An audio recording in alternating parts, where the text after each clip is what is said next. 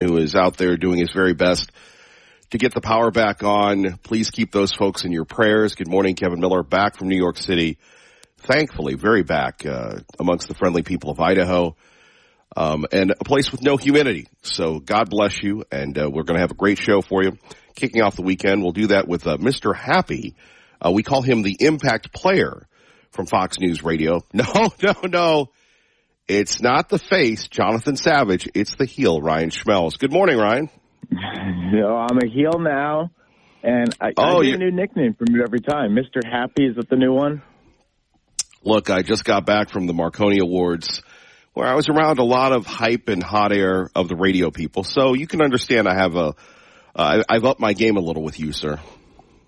Oh, yes. Well, I want to give a quick shout-out here. I just stumbled upon I hate to use another network here, but it was a CBS News story about one of our Fox affiliate hosts, Big Mark Starling.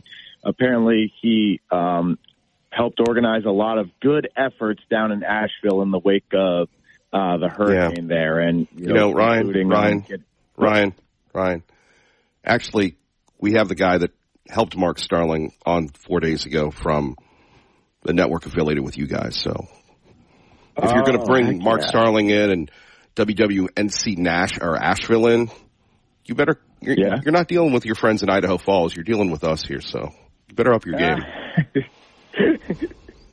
You took a good situation and then you went full blown heel with that. I love that, Kevin. Guy, you're learning a thing or two from the best right here.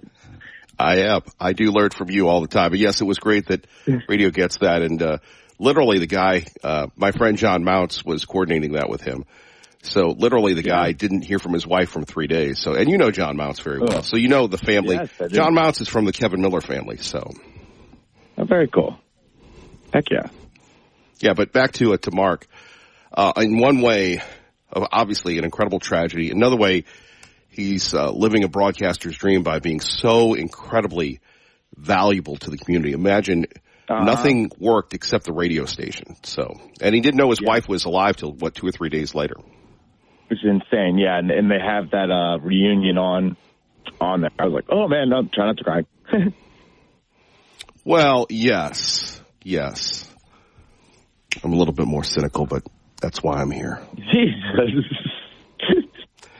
Mark would appreciate it. He'd appreciate some heel work from Kevin and Ryan here. You're right about that. So here we go. Will there be a debate? I've heard they've even asked you to be the host, and we would proudly. I don't know if Mark Starling would support you as much as we do here in Idaho, as much as Kevin Miller would, my friend. However, I've heard that they asked you to try and bring it home, and it doesn't look good for you.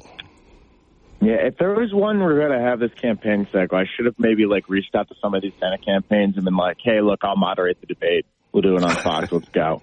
And just shot my shot and saw what happened. But, here we are. I'm sitting here talking to you, and we're talking about how President Trump is not going to do a debate with Vice President Harris. He put out a statement saying it is very late in the process. Besides, Kamala stated clearly yesterday that she would not do anything different than Joe Biden, so there is nothing to debate.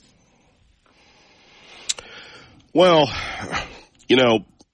and this always drives one of your colleagues, Tanya J. Powers, crazy.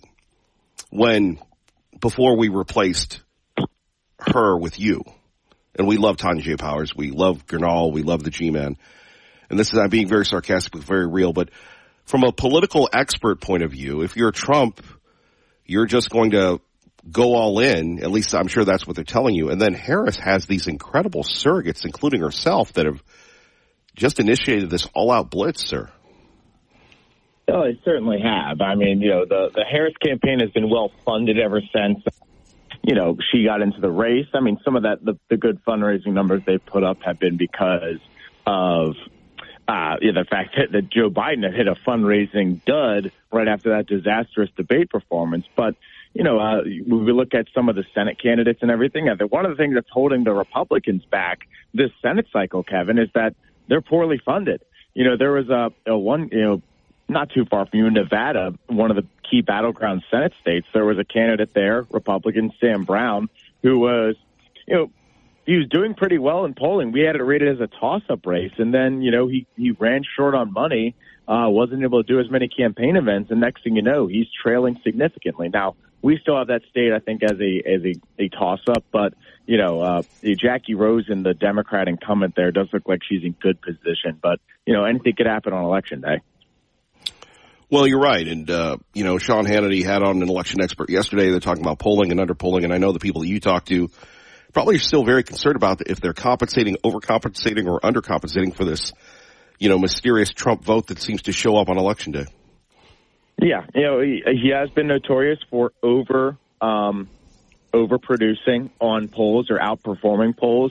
But I think we do need to remember, Kevin, that last election cycle, 2022, yes, he was not on the ballot, but Republicans were polled to do significantly better than they did, and it ended up being a relatively disappointing election night for them. So I think we need to consider all of that. And let's be mindful that Fox News polls are usually pretty accurate. So, I would gauge those pretty well. Ryan, anything else you would like to share with us? Oh, good question. Just another shout out for Mark. And I know that, Kevin, if you were in that position, you would step up too. Well, on a much lesser extent, John Mounts and I did that about 20 years ago, but what he has done is truly historic. And sometimes we look at the story, and I know, it's one thing to do that. And a lot of people, Ryan, you know this, they don't understand the emotional toil of being that voice of Asheville and that community.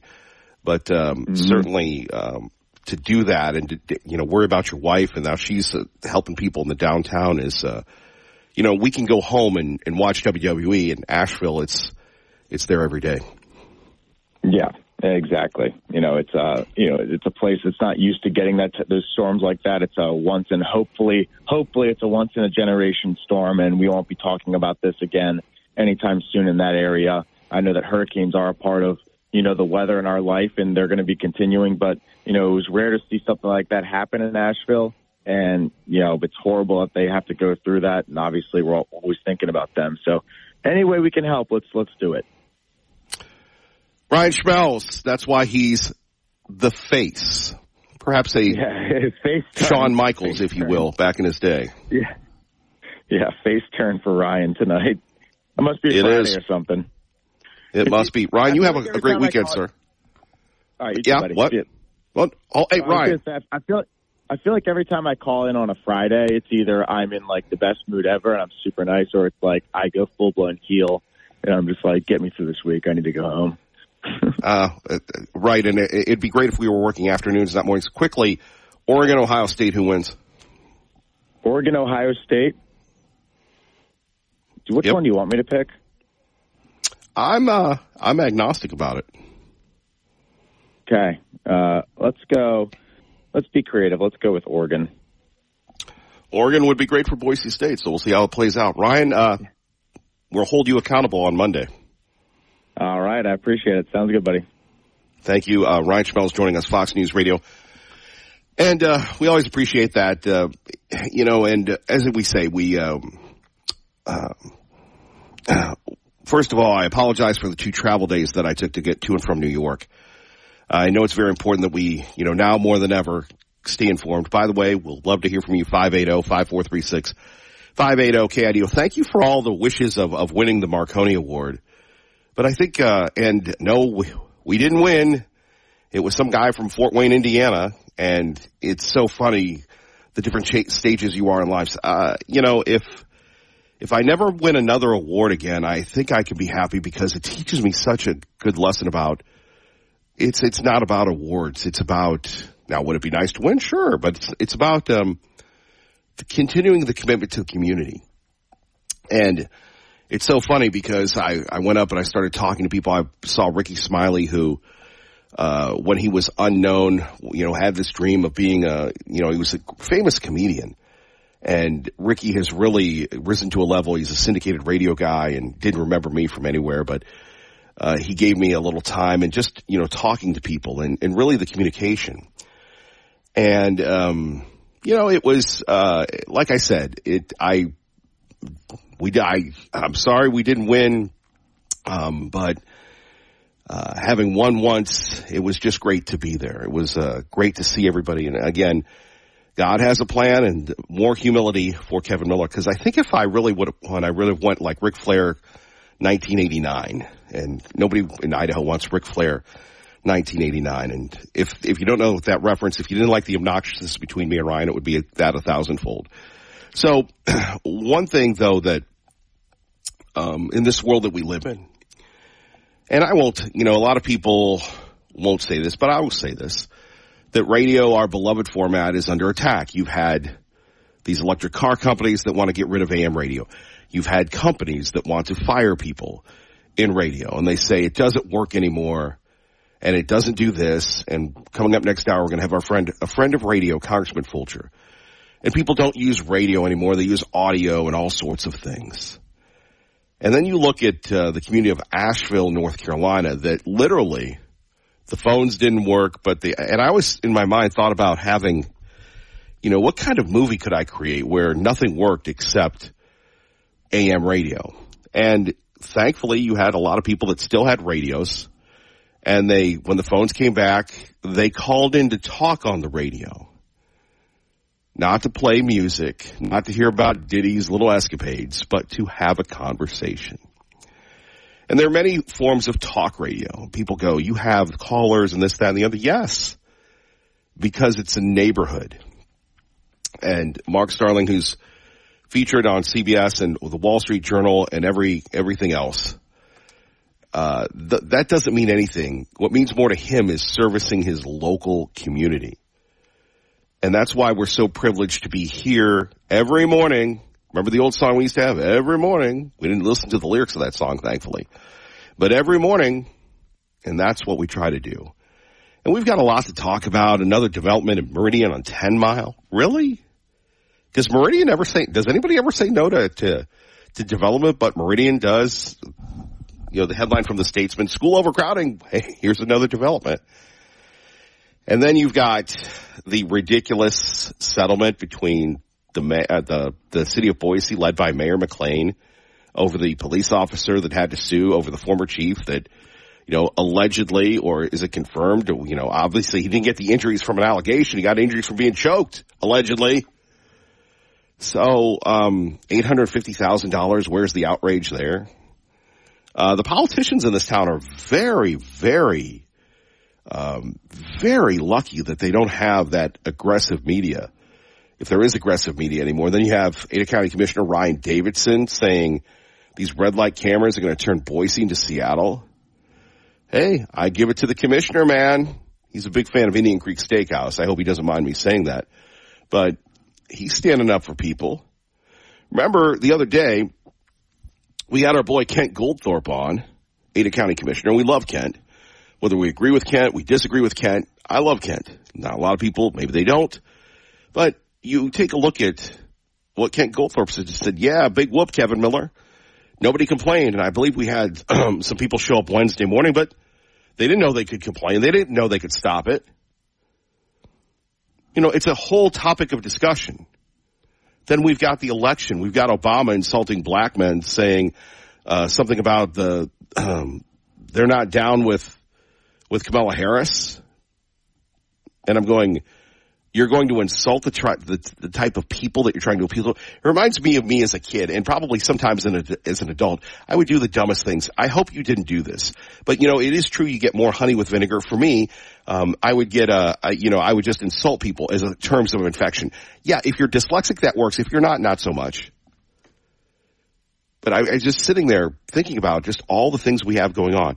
And, check out our website, some great stories on KIDOTalkRadio.com. Did you know one of the world's most securest locations is located just hours from Boise? That story we put up last night.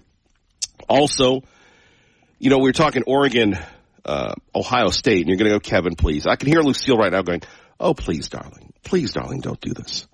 And then Camille House goes, well, I like it when you do sports because I watched Cal Berkeley. Thank you, Kamala. No. What I was going to say is we put up an article there where we had Ohio State, why every Bronco fan should be cheering for the Ducks. And there's a funny video from the Ducks, so if you get a chance, check that out if you need something uplifting. And you're a fan of the old Animal House movie. So we've given you a lot to talk about. You're welcome to join us at 580-5436, 580-KIDO. Don't forget our friends at Hoagland Meats. We love them. They have been brought on to the entourage of the great program. Hoagland Meats, whether you're looking for chicken, stews, roast, a family box, natural Idaho pork. And by the way, they deliver to your house. And you can get 10% off now. Kevin Miller is the code. Kevin Miller is the code. I love it. HoaglandMeat.com. We're talking about Idaho-born, bred, processed meat. So you don't have to worry about the bad stuff being in your meat, because we don't want the bad stuff in our meat. HoaglandMeat.com. We're rolling. Let's find out. Let's get into it. Would love to hear from you next. 580-5436, 580-KIDO. Kevin Miller back home again on KIDO.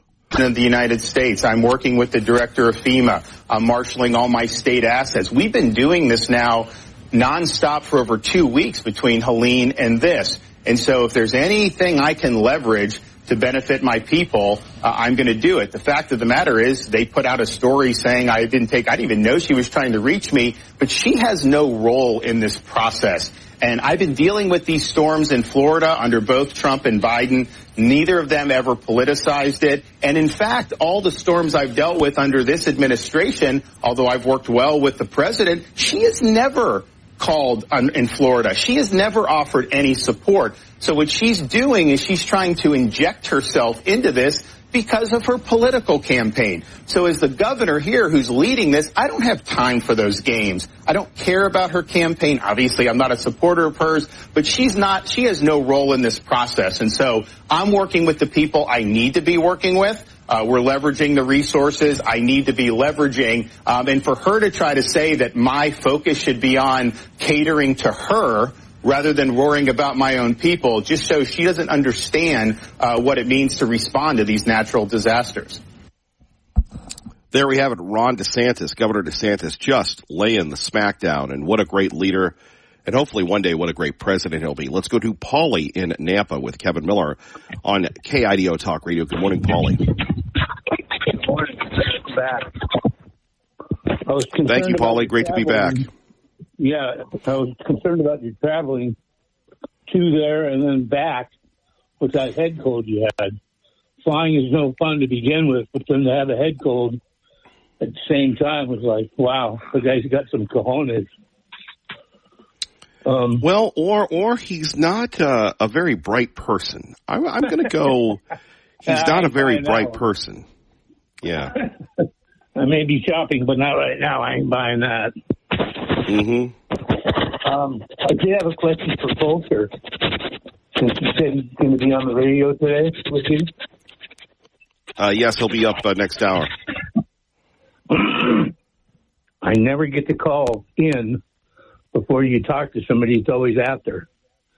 And what I was going to propose as a question to him through you would be, heaven forbid this ever happened. I'm a Trump supporter day and night. But I have the question, if for some reason there's an upset and you know who seems to win, your girl. What is Marxism going to do to the country? I mean, you have a system that's set up for a payment system, basically. And is it going to change people's way they get money, and is it going to close banks or what? I'm just throwing out hyperbole, but how is it going to change? Does he have any idea how that might change, or is he even thinking about doing that? Well, you know, Elon Musk said that they're going to prosecute him. That's one big change. They're coming for him. Oh, yeah. Well, yeah, if it doesn't fit their narrative about being one of the LGBTQ plus, you're probably sitting in the crosshairs not realizing it. I think that's a big one. No, I'm sorry to hear that you didn't win the trophy, but you know, in loss, you'll have a greater humility about you. knowing that you gave it your best shot, and you did what you had to do back in New York, and it's out of the voting, I would assume, is out of your hands, so you didn't have any say in it. But I don't see you becoming any more humbler than you already are. But that's Well, it's funny. I think what I'm sorry. Go ahead. I think what has happened though is that I will tell you that I believe that if I had never won and not known what it's like, that would be one thing. But I have won before, so on one hand, I think it's very selfish of me to be going to give other people the opportunity to win, but there's that competitive fire in you that never stops. And it's weird because as I get older, I feel more as a mentor to people. I was consoling people that had lost afterwards. And there was a guy in Philadelphia that had lost 3 years in a row and blah, blah, blah. And it was weird. The best night of the night for me was when, you ever heard of Curtis Sliwa, Paulie?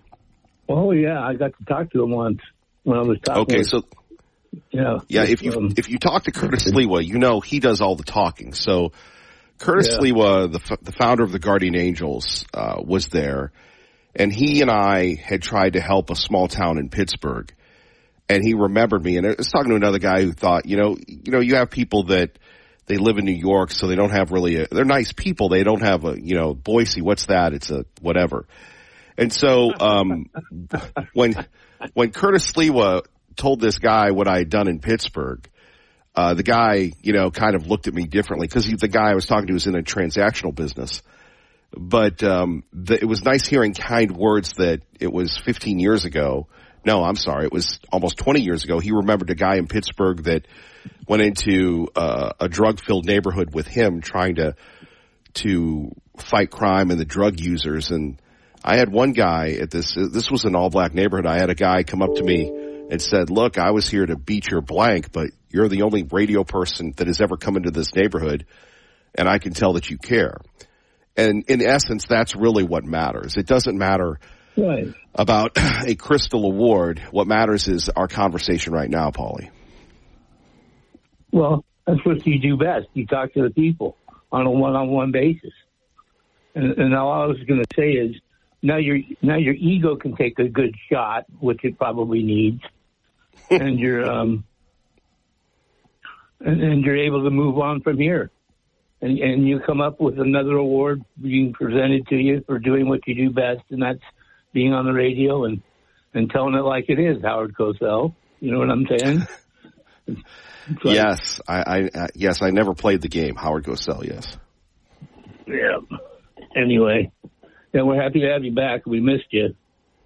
But I missed you, and a lot of people in radio don't understand because they're not real listeners. But I know what it's like when you tune on the radio and your guy isn't there. I get it. Yeah. Yep. Anyway, well, I guess we get to talk to Curtis Sliwa one evening when I talked to the Rich Valdez show. Oh, yes. He's a New Yorker, that guy. Yeah, he is. He talks like one, too. You know what I mean? Mm-hmm. He does. Anyway, welcome back. I'll let you get on to your things. But if you could, ask Fulcher about what his opinion is, what's going to be coming down, or could be coming down with a change like that. Well, I hear they're coming for you. Well, good. I'm ready. Paulie, have a great day. Thank you. You too, sir. Bye. Coming up next, we will, we will hear from you. Don't forget our friends at Hoagland Meat, hoaglandmeat.com, all Idaho-grown meat. And we would love for you to buy some meat at Hoagland Meat. Great, fun, outstanding. And you talk about their steaks. Holiday gifts for someone who has everything. Hoagland Meat, they deliver right to your home, right from Homedale here to the Treasure Valley.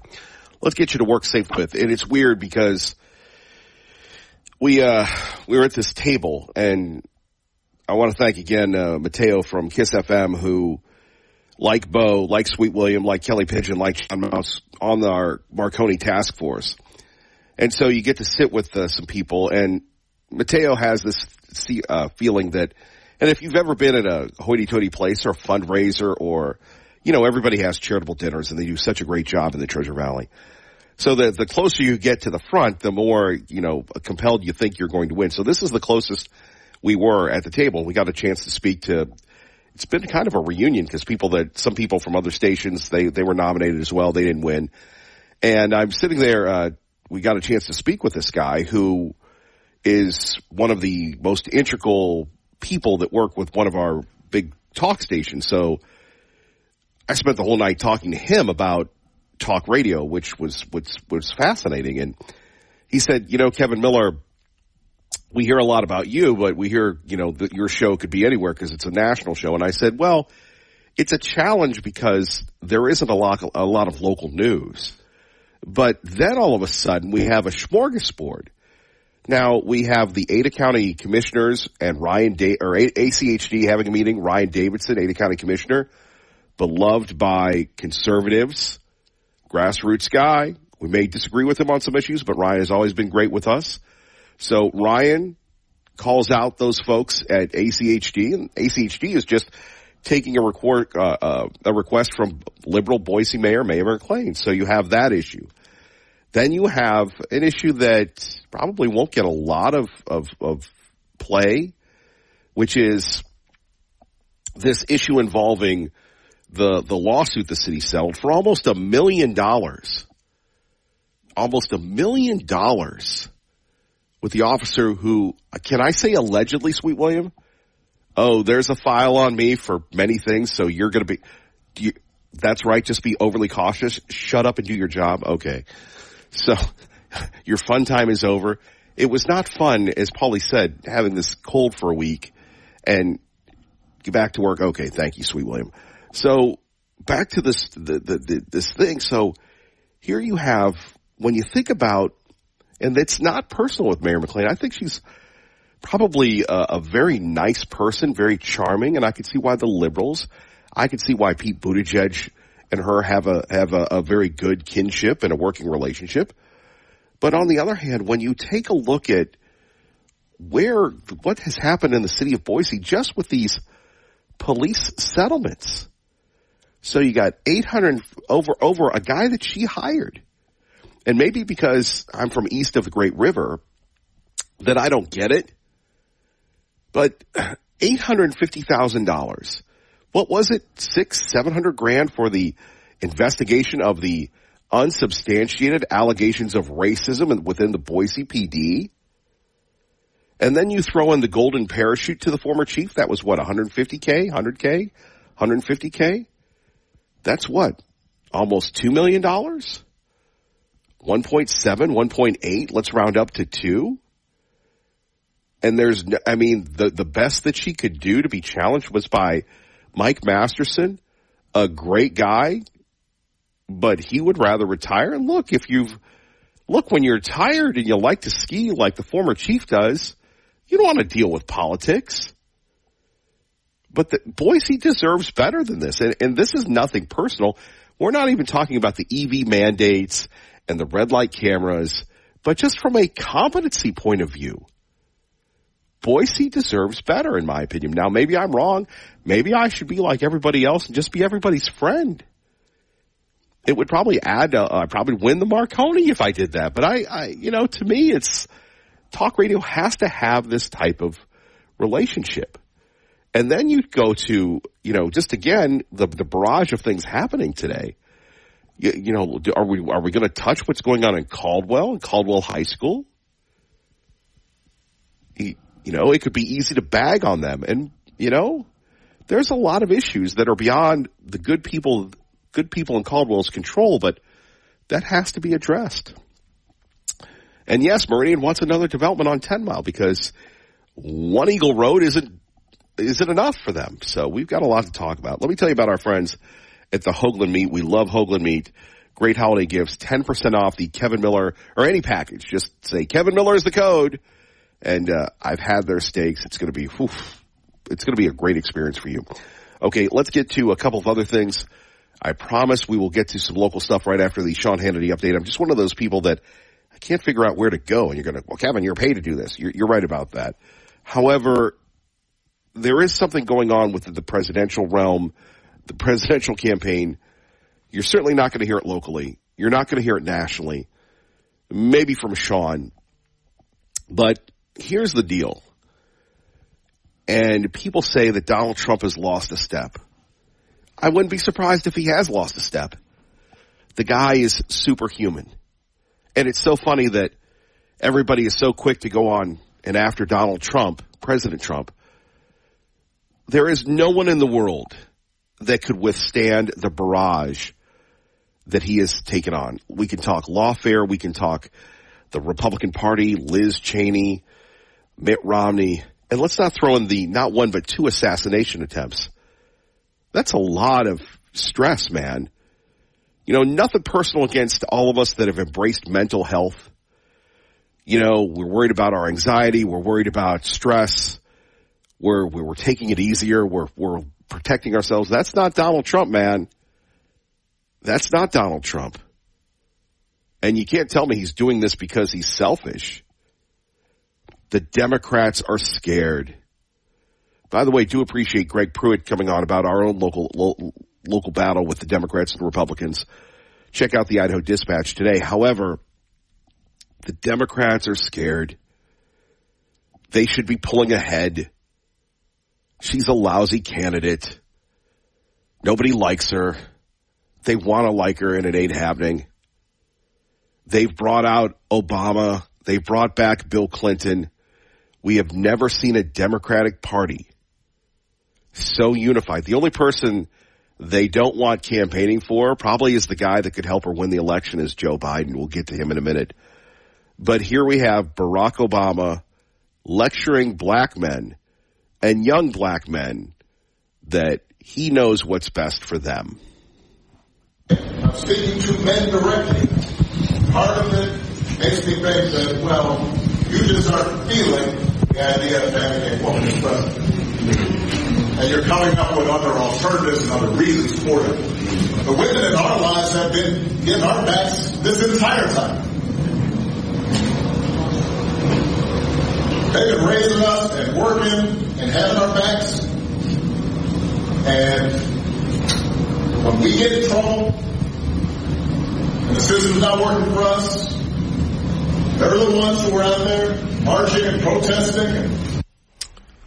You know, with all due respect, shame on Barack Obama for going after moms and single moms directly to appeal to a woman that can't bring it home. You know, a lot of things I can't do anymore. Probably run a mile, do 5 push-ups, anything of that nature. But shame on him for lecturing people for not buying what Kamala's selling. And basically insulting the group that is so disenchanted with the Democratic Party. They're voting for Donald Trump, a person they've called racist, a person they've made all these allegations against. But they're scared. Barack Obama is back. Remember, he didn't really embrace the Biden campaign until the very end when he and Joe, they heard about what we did here in Idaho with our drive-in parties. So they would have campaign events at drive-ins, and there were like 8 cars. So here you have Barack Obama, Bill Clinton, Hillary Clinton, and Kamala Harris is so desperate that she wanted to be inserted. There's one of these people, and again, you may or may not know this name, Andrea Mitchell, ABC or NBC News, when she's reporting that Kamala demanded to be a part of the hurricane relief, that it was all being political, it was all being orchestrated to put up somebody. You know, the one of the toughest things in life, I was going to say lives, but I stopped, in our lives, on KIDO Talk Radio that plays out every day, is the issue involving, the tough issue involving when someone isn't up for the job. Now, I've been through the fact where the people you work with in other parts of the country are out to get you. They may not sabotage you, but they don't help you. And what we're seeing here is a person that's not qualified to be president. Say what you want about Barack Obama. he was qualified to be president. Joe Biden, when he was elected, maybe kind of, sort of. But she just, there's no appeal. What is her core group? That she's female? That she's an accomplished litigator? Look, I may not like Susan Rice. I may not agree with Susan Rice. I may say that Susan Rice is a radical. We would be in trouble if it were Susan Rice. And maybe it goes back to Joe or Brock picking her. But if you had Susan Rice or Valerie Demings running right now, prominent African-American women, liberals, this race would be a little bit more in their favor. And you in California know all about her. And please don't forward this to Media Matters. This is just a accurate political observation. This is a candidate that can't bring it home. She's outspending Donald Trump by gazillions. It's not working. And part of it is that I went to Albertsons last night, my first stop. Back from New York, Mrs. Miller said, okay, your fun time's over, buddy. Get to work. And I'm out there at the grocery store. Saw one of my buddies. I'm there all the time. He said, welcome home. I said, thank you very much. The working people of this country, which has no racial divisions, we see what they've done to us. And we don't, and when she says it's hard, she has no answers. She's a person that's been propped up for years and years and years, starting back with California, Willie Brown, and everybody else. She never had to earn it. And so for Barack Obama to come out and go after black men this is how desperate they are. But what we're going to hear is that Harris is pulling away. Do you believe that? 580-5436, 580-KIDO. Kevin Miller on your home for Hannity, KIDO Talk Radio. KIDO Talk Radio. Your morning espresso starts right here. It's the Sean Hannity Morning Minute. Kamala, you keep saying you'll fight inflation and immigration on day one. Wasn't day one January 20th, 2021? And Joe Biden, didn't he just say that you were there to make every decision with him? And didn't you claim that you were the last person always in the room? Why did you say you'd never deport illegal immigrants?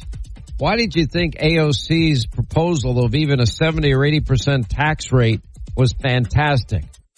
Why did you brag about getting sex reassignment surgery for prisoners, convicts in jail? And can you explain what you mean by constantly saying what can be unburdened by what has been? The Sean Hannity Show from coast to coast later today. When I was growing up, my father used to make me get up on that ladder and clean out the mud and the muck and the leaves inside the gutters. It was a horrible chore. I dreaded it. And you know what? Now there's a permanent solution. It's called leaffilter.com/Hannity. And right now, it'll protect your home from flooding, roof damage, siding damage, and foundation damage. Every installation with Leaf Filter comes with a free inspection, estimate, lifetime guarantee. Now, a Leaf Filter trusted pro is going to clean out, realign, seal your gutters before they ever install Leaf Filter. Protect your home, your biggest investment. Never clean out those gutters again. It is a permanent solution. America's #1 gutter protection system. Schedule your free inspection and get 30% off your entire purchase. LeafFilter.com/Hannity. LeafFilter.com/Hannity. That's a free inspection, 30% off. LeafFilter.com/Hannity today. And you can see, and by the way, they have additional discounts for. And there we have it. We have additional discounts. Thank you, Sean Hannity.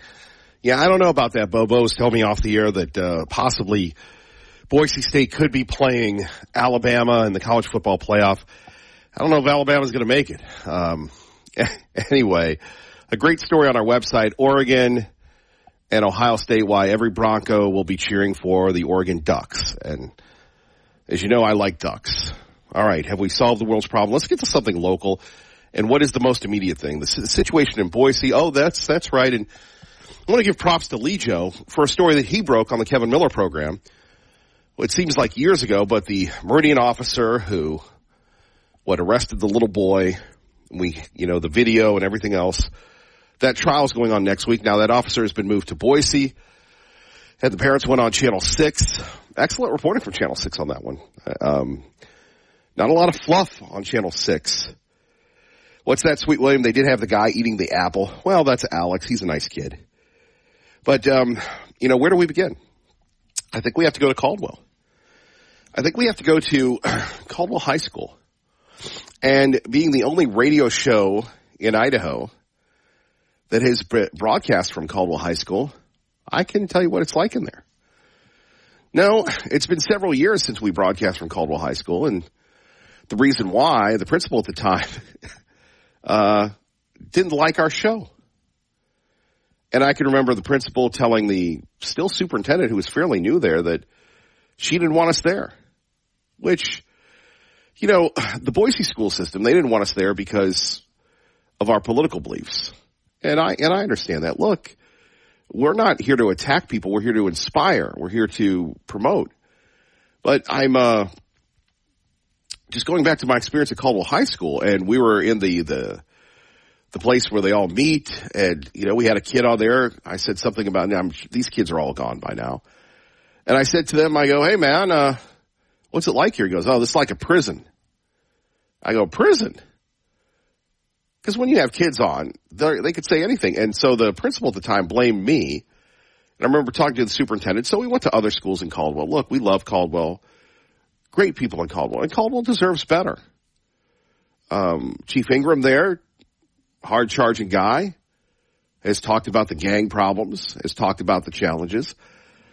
There was some movement. I mean, when you cancel your homecoming parade, there's issues. And remember, wasn't it the school board in Caldwell that they wanted to have the women the little boys go in the little girls' bathrooms? So they were so worried about the women or the men who wanted to be women. It totally, we changed the state law because of it. And that was the school board. So the school board was so focused on that, and you had people that it made national media. Remember Fox News? It was our friend, the Trakels, that brought this up. It was our friend, the Trakels. Senator Trakel and his wife, Nicole. And so you have me being booted out of there. You have them trying to get the transgendered vibe going, and then they canceled the homecoming parade. And now we have published reports that someone brought a weapon to school, and thankfully they were turned in. And I'm watching this report on Channel 6. I'll give them credit. Apparently there's no school resource officers there. What's going on in Caldwell? Let's talk about it next. Kevin Miller.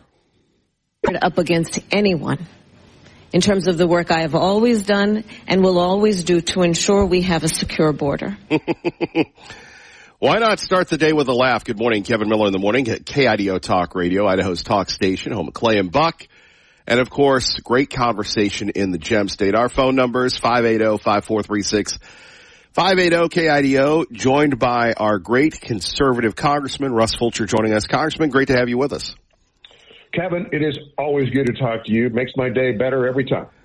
Well, we appreciate that. We'll try to live up to that, sir. And by the way, I got a little insight into your world, your old world and your new world by being in New York for a couple of days. We literally were staying at the Hotel of the United Nations. And I thought of Russ Fulcher while I was there because I'm thinking, well, as a congressman, as a businessman who traveled internationally for years, you dealt with people that, kings and regents and diplomats of countries, of, presidents and stuff. And they're a different brood than just about any other type of individual you'd find when you are dealing with people representing other countries or going to other countries representing a company or your country. And I found them probably the most unique type of people that I've ever met in my life. Well, and you were in the melting pot of melting pots, Kevin. I mean, New York City is probably the most diverse in terms of that type of thing. And, there's some life experiences that come out of that. I mean, you'll get some value there. You get a feel for how other people think and how other governments, how other operations, how other societies work. Frankly, I think that was one of the things that gives me just a little bit of an advantage. Is over the years I did a lot of that international stuff, and you at least have an understanding or an appreciation for other approaches or other mindsets or other societies. And, frankly, it usually makes me feel better about America and Idaho and appreciate America and Idaho more by being exposed to that than not. But it'd be interesting to hear your perspective on that after your recent visit. Well, you are so lucky as a native Idahoan, because this will really hit home to you.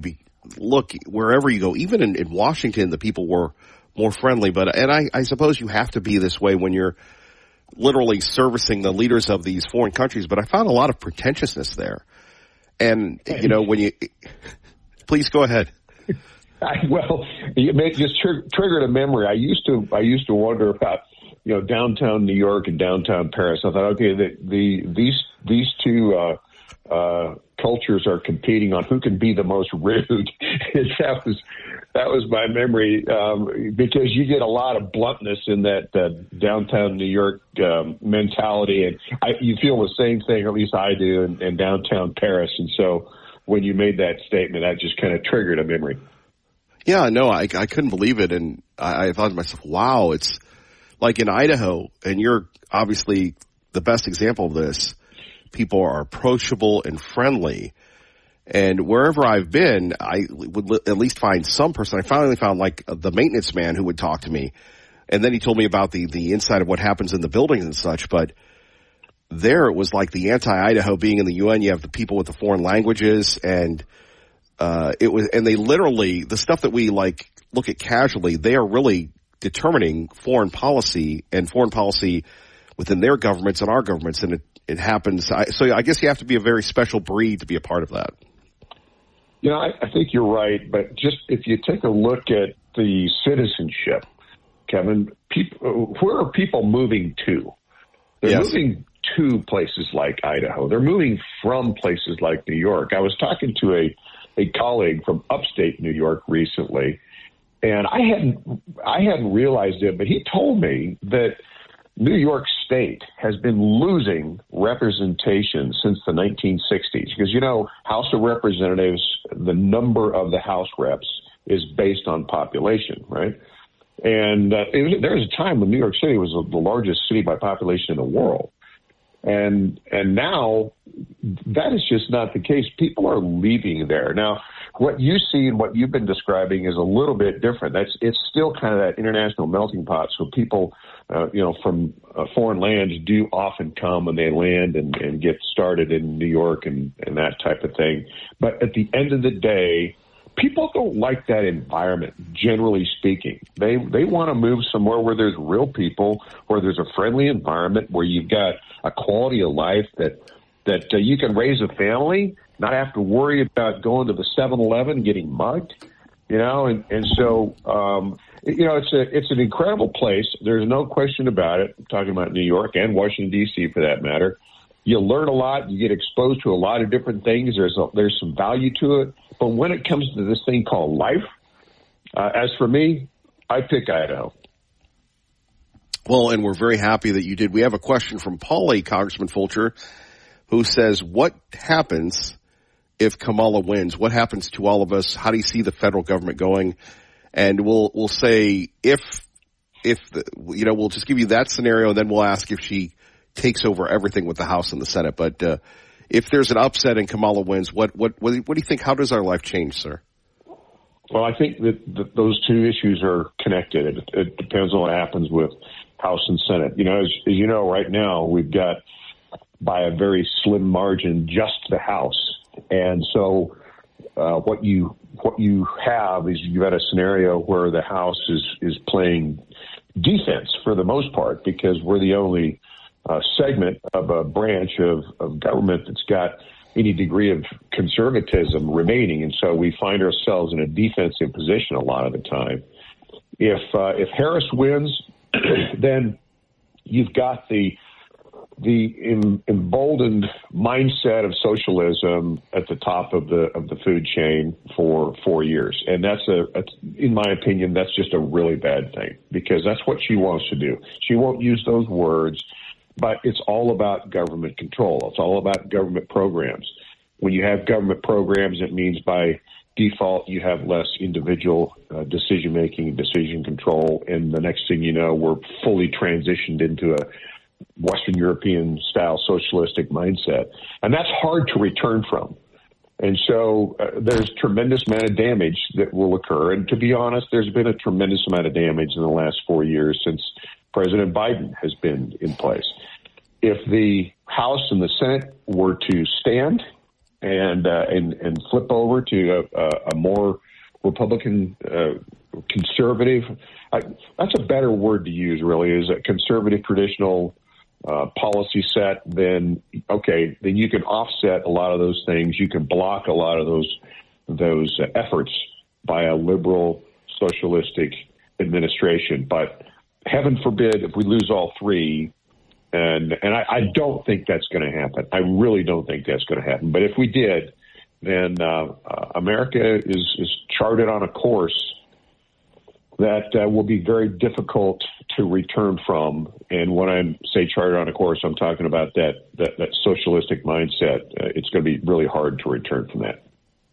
What will happen, Kevin, is it will solely depend on states, which is still a backstop to a lot of these federal approaches. But so there's still the genius of the states that and that system of 10th Amendment state control, which is a buffer. But from a federal standpoint, that would not be a good thing if we lose to Harris and the liberals take over the House and Senate as well.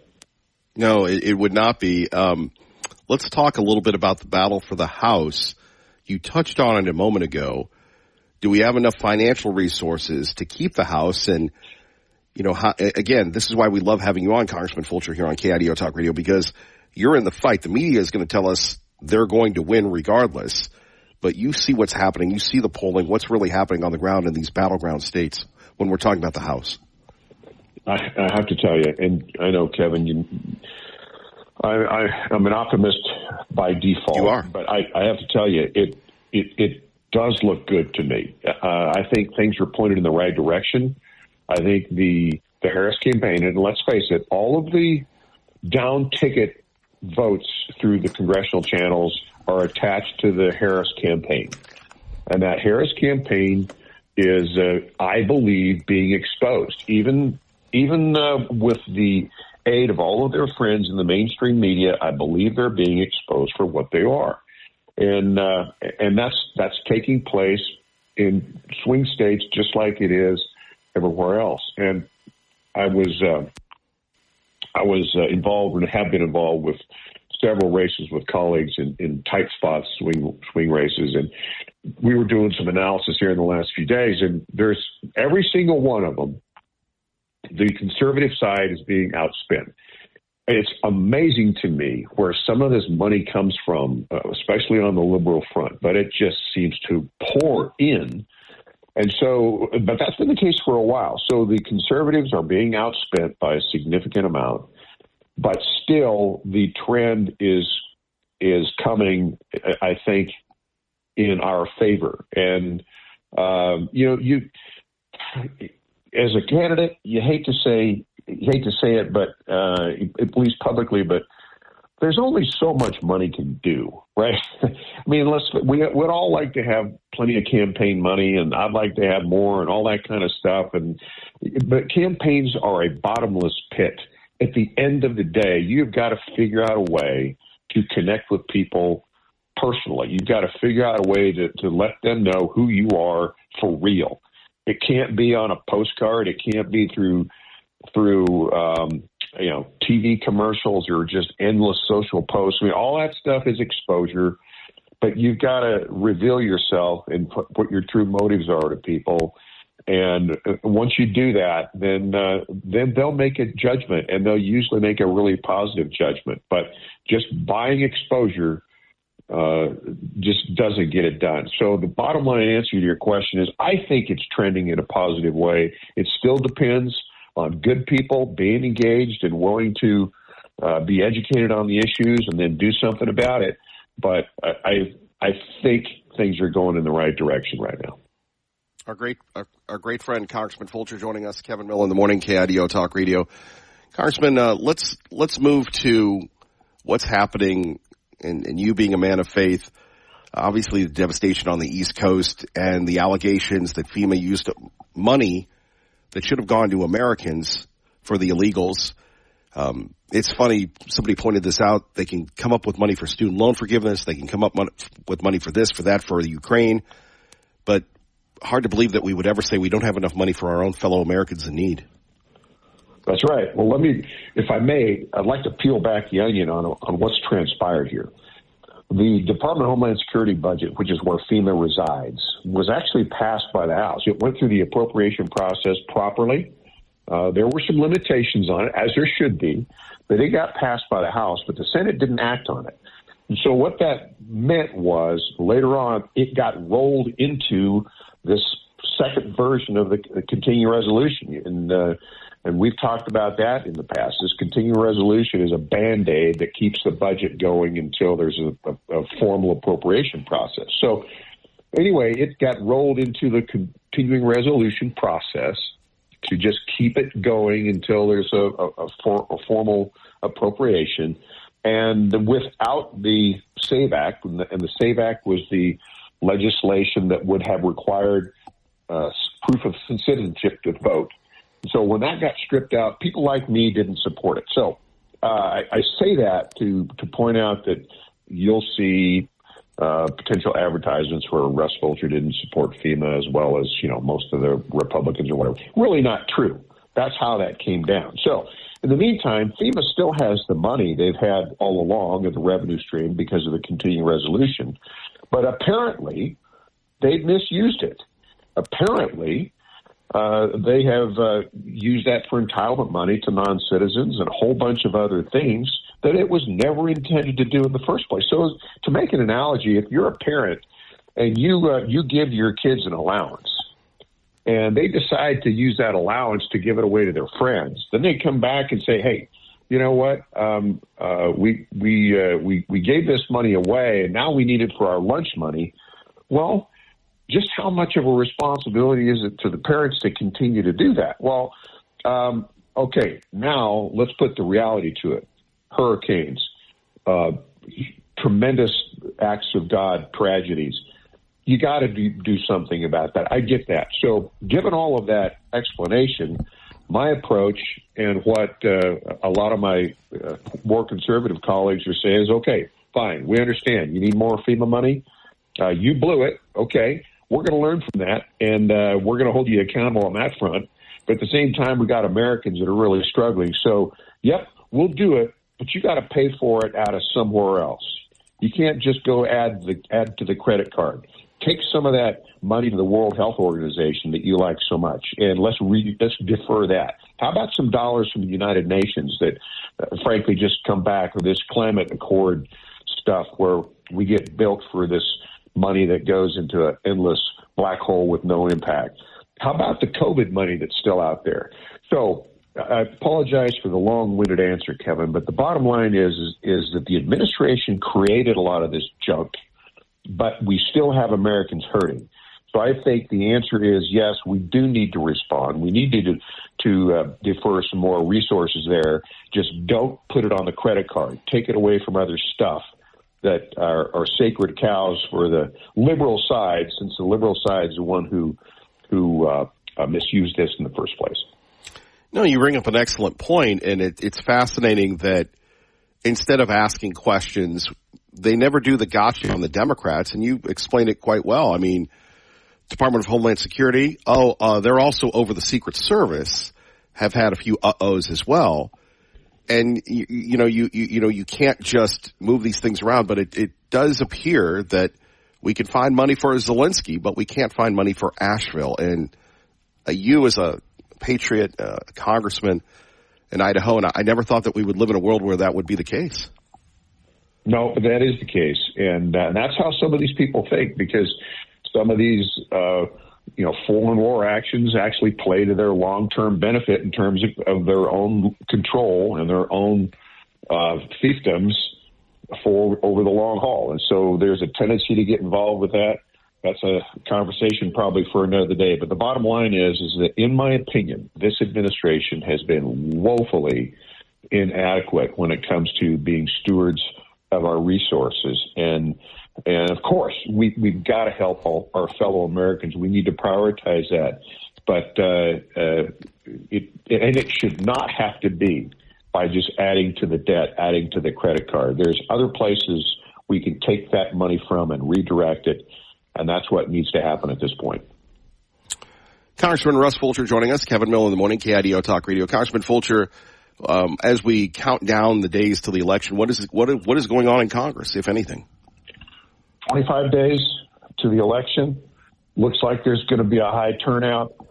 Congress is not in session. Literally, the collective we members are all over the place. I'm focused almost entirely in Idaho, but not completely. There's a couple of other engagements that I've got out of state, trying to help some colleagues so that we can grow the majority. And so, but other than that, it's campaign time, Kevin. This is what you call that go time window. A lot of early voting is taking place, not just in Idaho, but across the country. We know we have got to grow the majority on the House. We know to have a fighting chance against a possible new administration, you've got to switch leadership on the Senate side. And so, frankly, whether it's good, bad, or indifferent, that's why I think the Speaker and leadership does not have session going on in the month of October, because everybody knows it's go time when it comes to campaigns.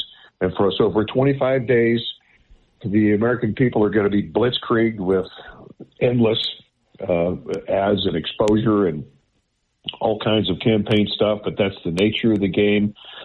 Personally, I'm still sensitive about the Prop 1 movement within Idaho. I think that's been very misleading to a lot of people. This ranked choice voting is not a good thing when it comes to anyone with conservative interests.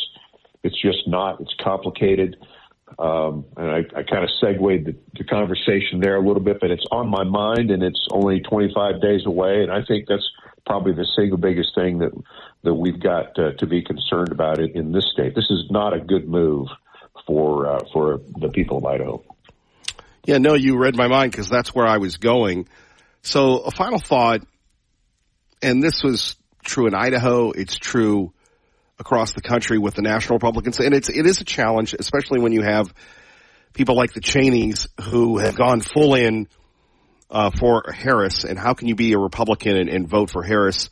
Or Mitt Romney saying, people want me to endorse her and I'm not going to do that. But Congressman Fulcher, you have been a unifier in the state for years. How do you get people to see, if we agree on 80, 90, or 70% of things, that's a lot better than going with the libs and, being that unifying agent. We need that nationally and, of course, statewide more than ever. You elevate the argument, Kevin, because the bottom line is that there's a lot of people, for example, that and they approach me all the time. They really don't like Trump's mannerism, his posts out, his public displays, his style. And, I get it. I entirely do, but we're down to a binary choice here. And it's the direction of the country, and it's the economic and social fabric of the country for the future. So is he a perfect candidate? No, but that's just one example. You elevate the argument and say, okay, what's the alternative?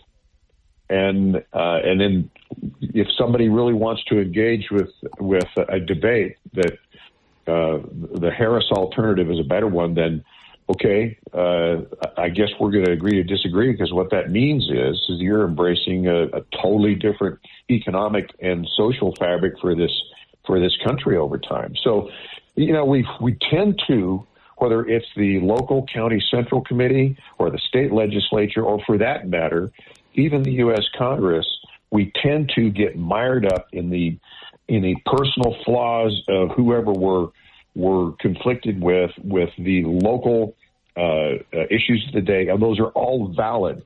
But at some point, you have to say, wait a minute here. You got to lift the airplane up to 30,000 feet and say, what is the best for this nation moving forward? And most of the time when you do that, you find a lot more common ground, because you learn the enemy is not in the county central committee and it's not in the state legislature. The enemy are those who are trying to fundamentally change what America was designed to be and traditionally has been.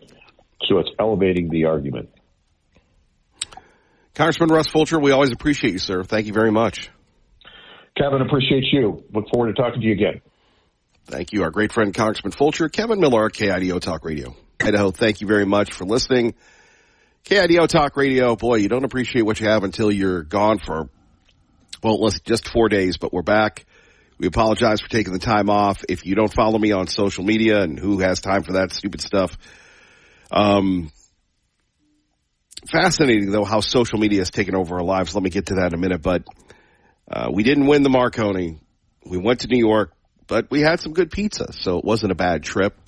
But as many of you know, and those of you that, let's just have a lesson in this from all of us, those of us that sometimes, to quote the great Linkin Park, you try so hard, but in the end it didn't matter.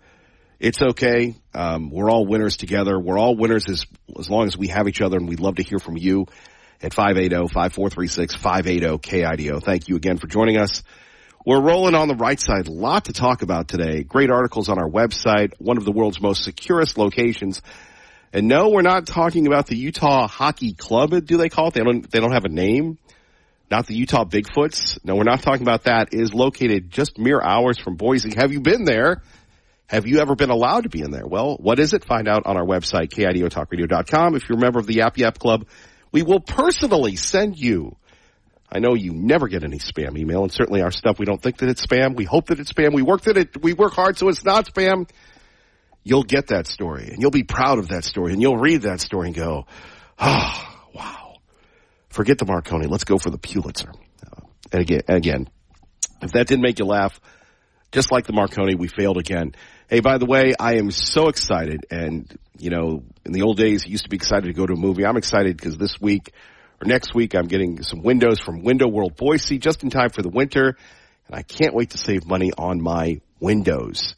Yes, on my heating bill. So we'll be broadcasting from home next week, Thursday and Friday, because the windows will be going in. And I've got to figure out how to take down my blinds. But follow along with the process, windowworldboise.com, or make the investment and save some money and enhance the value of your home. They're doing a great job. We look forward to giving you that in real time. Window World Boise. Coming up next, back to the local issues. We've got Caldwell. We've got here. Let's see if I can sum up what's going on locally. Boise settles another lawsuit involving the former chief. Meridian says yes to more development as schools are overcrowded. Although, really, I think that's out of Meridian's hands when the schools are overcrowded. And Caldwell, controversy involving a kid allegedly bringing a firearm to Caldwell High. And no, the police officers were cut from the budget. Thankfully, according to local reporting, they have a private security team working hard. And as we know from security guard Mike, that's got to be a big, big challenge. And to all the good people in Caldwell, seemingly overwhelmed by the negativity, hang in there. We'd love to hear from you. Let's get you to work safely and on time, on cold or on your way to the hospital. You're in my prayers. We appreciate you. We don't know what we have until we lose our health or a loved one loses their health. And I just want to let you know that I feel your pain. And, for all the people saying, Kevin, get over the cold, we multiply that by 1,000 and hope that you get through your illness or sickness and feel better. It's great that the weather's getting colder, but that doesn't mean that, we shouldn't worry about people and their health, and certainly with the cold and the flus and everything else of that nature. Speaking of ill health, that makes two of us. Our great friend Kent Goldthorpe joins us, and we're talking about our mental health. Kent, great to have you with us here on KIDO Talk Radio. By the way, Kent is ACHD commissioner. We have commissioned him all things good and happy and wholesome about red light cameras. In fact, from what I understand, that he, like a knight getting knighted by the Queen, Kent is on his way to Boise to be knighted the czar of all things red light cameras by Mayor McLean. Kent, good morning. Oh, I bet you practiced that the whole trip home from New York, didn't you? I did. Yeah. And I didn't stumble once. Somebody's going to believe you. You know that, right? Yes. And, well, Kent, by the way, folks, he's not denying it. Well, if I get in my car and drive in right now, I'll probably get arrested because I'm sitting here in my robe. Well, thank you very much for letting us know Kent is talking to us in a robe. Well, you send me those texts that are kind of the equivalent of what are you wearing, so there you go. I don't know why we have this type of reference here, but, he still hasn't denied that he's not getting anointed the czar of the red lights. But, Kent, a contentious meeting the other day, what happened? Well, yeah, it was. But first, a congratulations to the listening audience here after I unloaded the other day on why that issue was on the consent agenda. And we talked a lot about things about the red light, the licensing agreement that we have, as well as the whole red light philosophy, the camera. One of the listeners called me. He called ACHD and got my private number, and called me here at home, and we had a great conversation about it. And two things happened. He decided that he would still like to have that moved off the consent agenda, and called, and we spoke with him, and he spoke with us at the meeting. And number two, we had even a longer conversation about him getting involved more in community affairs and maybe even politics. So it was a very productive conversation that I felt we had privately, especially. We explained to him everything that we've talked about. Wait a minute. Hold on, Kent. With all due respect, two things we've learned already. Kent is in a robe, and he talked, the one person who responded to the 17 hours we did on this topic, to get involved in politics. But no wonder we didn't win the Marconi. I guess you could always shut off the call and say that was like Liberal Steve sometimes when he's ranting and raving. But please don't. Anyway, but the best part was when one of our county commissioners, Ryan Davidson, after we'd been communicating for a while, he came in. And unfortunately, his testimony was completely based on why red light cameras should not be allowed in the first place, something that, of course, ACHD had nothing to say about. And hopefully when this whole contract, which, by the way, was approved, a licensing agreement, it's approved for a year, when it comes up for a permanent renewal, maybe, just maybe, there will be citizens that will show up there to actually give testimony to the city council, who controls all the power behind these kinds of decisions.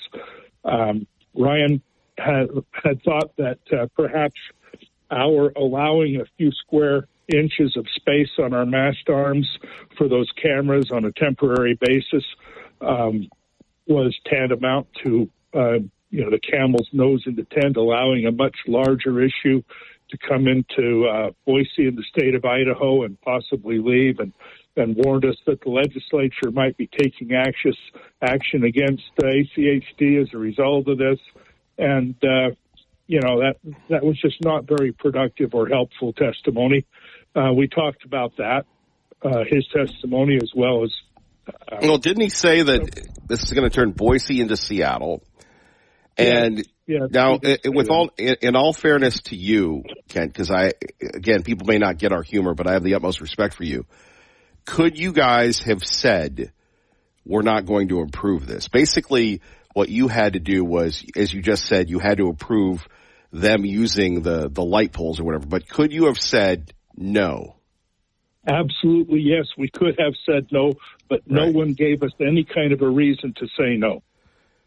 So here's the interesting thing about this is, and again, we're not going to make it up as we go on this one on KIDO Talk Radio, but I don't even know if that was really given the citizens of Boise enough time to really respond to it. I don't know if they just kind of came up with this, put it on the agenda, and unless you're there all the time, you're not going to see it.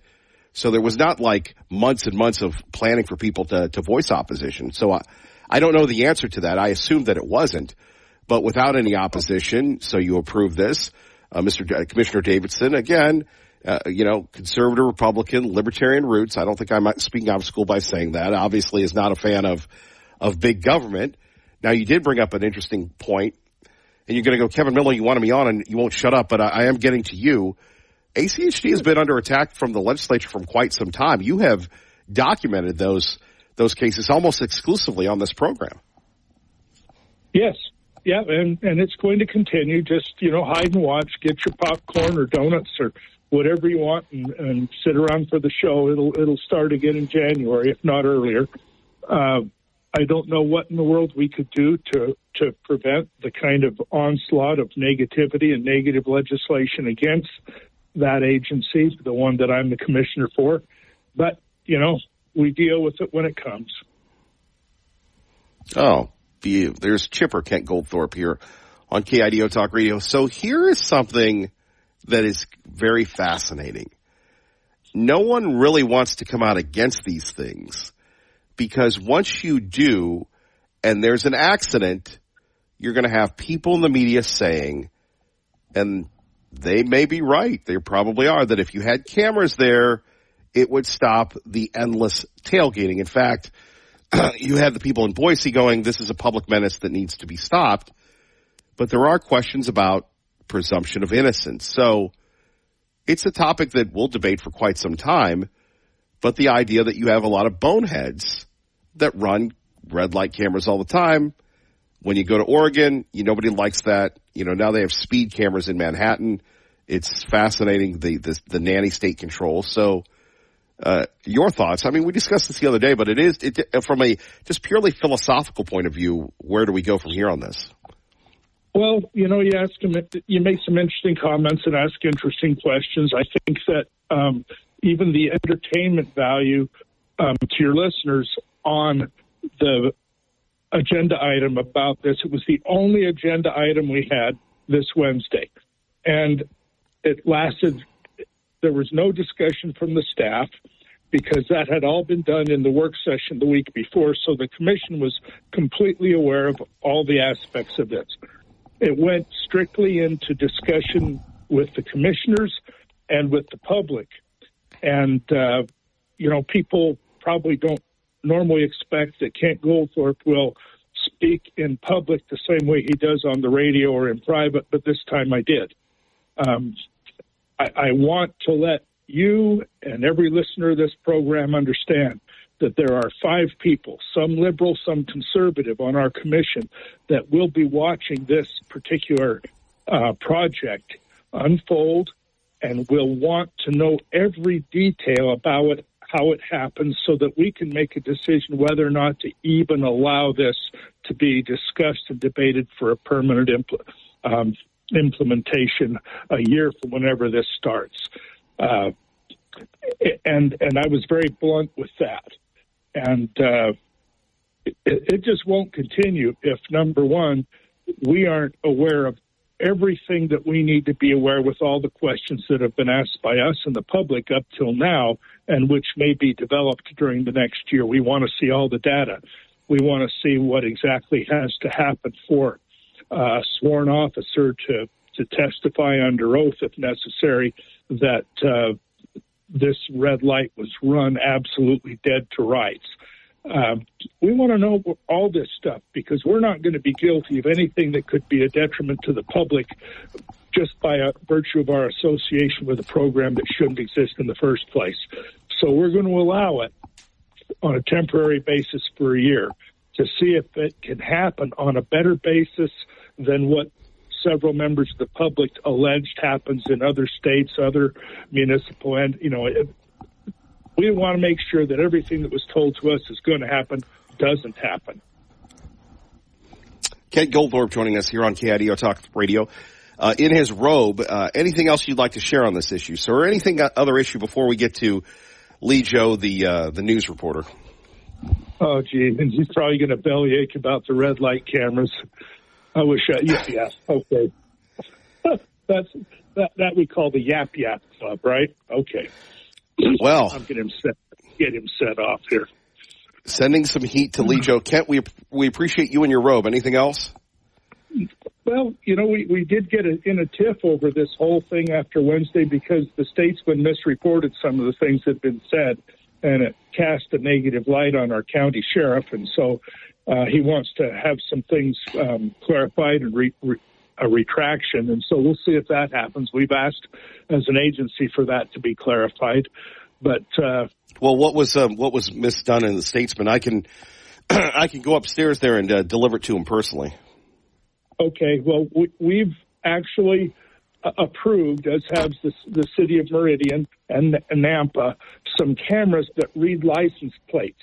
And the only license plates they look for are license plates that have been disclosed of people who are involved in serious felonies, Amber Alerts, things like that. And there have been several major felonies that have been solved or stopped dead in their tracks as a result of those cameras. So we authorized them, and the sheriff came in and explained that and asked if they could use them in Ada County, and we said yes.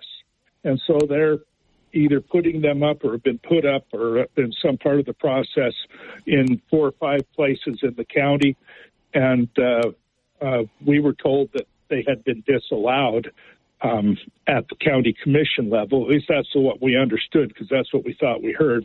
And that really made the sheriff upset because he wanted it all to be accurate, as do we.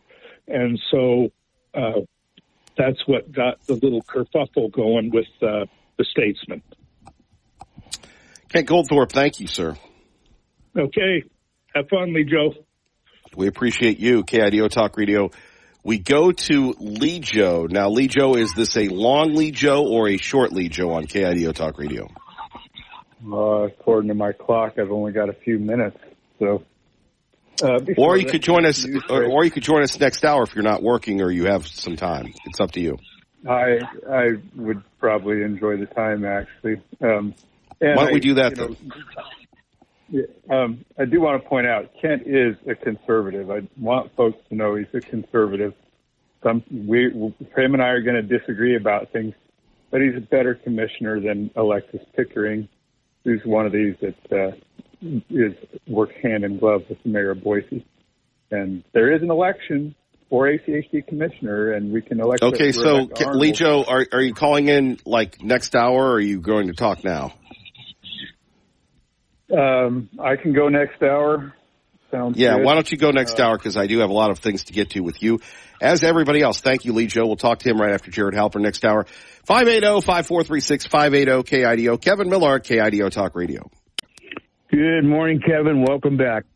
Sorry to hear you didn't make the cut there. I've got a lot of opinions about the red light situation, former law enforcement in Sacramento County. The problem we had with the city of Sacramento and the county, first, those things have to have software upgrades frequently. Secondly, you have insect and also birds that will try to set up a nest in the cameras, and then they start having problems. And with the maintenance cost, it ran out more money-wise than the company that they contracted with. They had 3 different companies over a 7-year period before they started saying we're going to phase them out. And with the cost and losing more cases and gaining, I know Ken has probably really looked into this, and I know Coldwell has some that you already mentioned. When you go through those lights, certain people have loaned their car to someone else, so that's not the legally registered owner of the vehicle. Secondly, you have other people that have emergencies sometimes, they found out, like women were pregnant, were trying to get to the hospital. They would go through a red light, or their spouse when they're taking them. These are just some of the negatives. And then, like I said, the cost on the maintenance of the cameras were so prohibitive, Sacramento County went ahead and said, look, not doing it no more. The Board of Supervisors shot them down. It got rid of the program in several areas. And these were high areas that had fatalities in them, where people were getting killed that went through red lights. They proved who was wrong. It didn't matter. The person who was responsible was deceased. That you're going through this. Very, very blessed to be with you on KIDO Talk Radio. Back from New York City. Coming up, Lee Joe has a report. We'll hear what Lee Joe has to say. Phone numbers here, 580-5436, 580-KIDO. Always appreciate everybody with their phone calls and the App Yap Club and everything else. Let's go to our great friend Jared Halpern joining us from Fox News Radio. And now, one thing we love about having Jared on is he's a man of the world. He's a dignified man, a qualified man, an intellect. And certainly we find having an intellect on this program very refreshing. Jared, good morning. Wow, that's a high bar. No, but it's true. I thought of you. It's very kind of you. Thank you. No, well, I thought of you while I was in New York. We were literally staying at the United Nations, where all the dignitaries stay. And you know, you've covered DC, you've covered international events, but to be around those diplomats and everything else, it's just a different world. And it's difficult to communicate with the UN assembly. That's kind of on my list. I've never covered a general assembly there at the UN. I think that'd be fun. When I'm in New York, the few times a year that I go up there, I do like walking through that neighborhood there. Kind of the lower, what is that? That's kind of the lower east side. It's a nice neighborhood right on the river. And you're right. I mean, it's just so much international culture right there in one area. Yeah, and again, literally, it's funny. 2 weeks ago, you couldn't get in because it was the General Assembly. But you have all the embassies. But as someone who has covered, though, maybe not the UN, but the diplomats themselves, until you're around them, they're on just a completely different level than the rest of us. You know, it's, sometimes they are. They do. Sometimes the embassies here in D.C. sometimes have receptions for the media. And so, you know, the diplomats, the ambassadors will kind of come out and make some opening remarks. And then we get an opportunity to kind of meet more with the staff, the liaisons that work with the press or work with different, U.S. Agencies. And I always find it fascinating that so often, the life of a diplomat is so nomadic. We kind of think about, them coming here to the U.S., but man, most of them, start their careers all over the world, and they're raising children that speak 3, 4, 5 languages. It's a different type of lifestyle, to be sure. I have neighbors where I live who are retired from the State Department, and just, the way that their careers went and the way that their children were raised is so different than I think how most are. And it brings a different perspective, and it's probably not for everybody, but it is nice when you get the opportunity to kind of interact with folks that bring that perspective to the table. Yeah, like I said, you're right, that lifestyle. I was trying to figure that out as I was just literally amongst them. Very different from the world that we live in. We've got the First Lady getting ready to hit the road for the Vice President. Yeah, this is the first time that the First Lady has gone out kind of be a surrogate for somebody not her husband. She is out there now for the Vice President, her first time. This is old school, too. This is a 5-day, 5-state tour, right? This is starting out west, Arizona today, Nevada tomorrow, going to the Blue Wall over the weekend and into the early part of next week, Wisconsin, Michigan, Pennsylvania. And I think what you are seeing the Harris campaign now do is deploy these kind of top-tier surrogates, as we would call them, to the parts of the swing states that they can do the most good. So you look at the schedule here for the First Lady, she is in a lot of the suburbs of Phoenix. She is in the suburbs of Detroit and Philadelphia and Milwaukee, because those are the areas that Republicans have kind of struggled over the last couple of elections. And you've seen Democrats make inroads, especially with suburban women.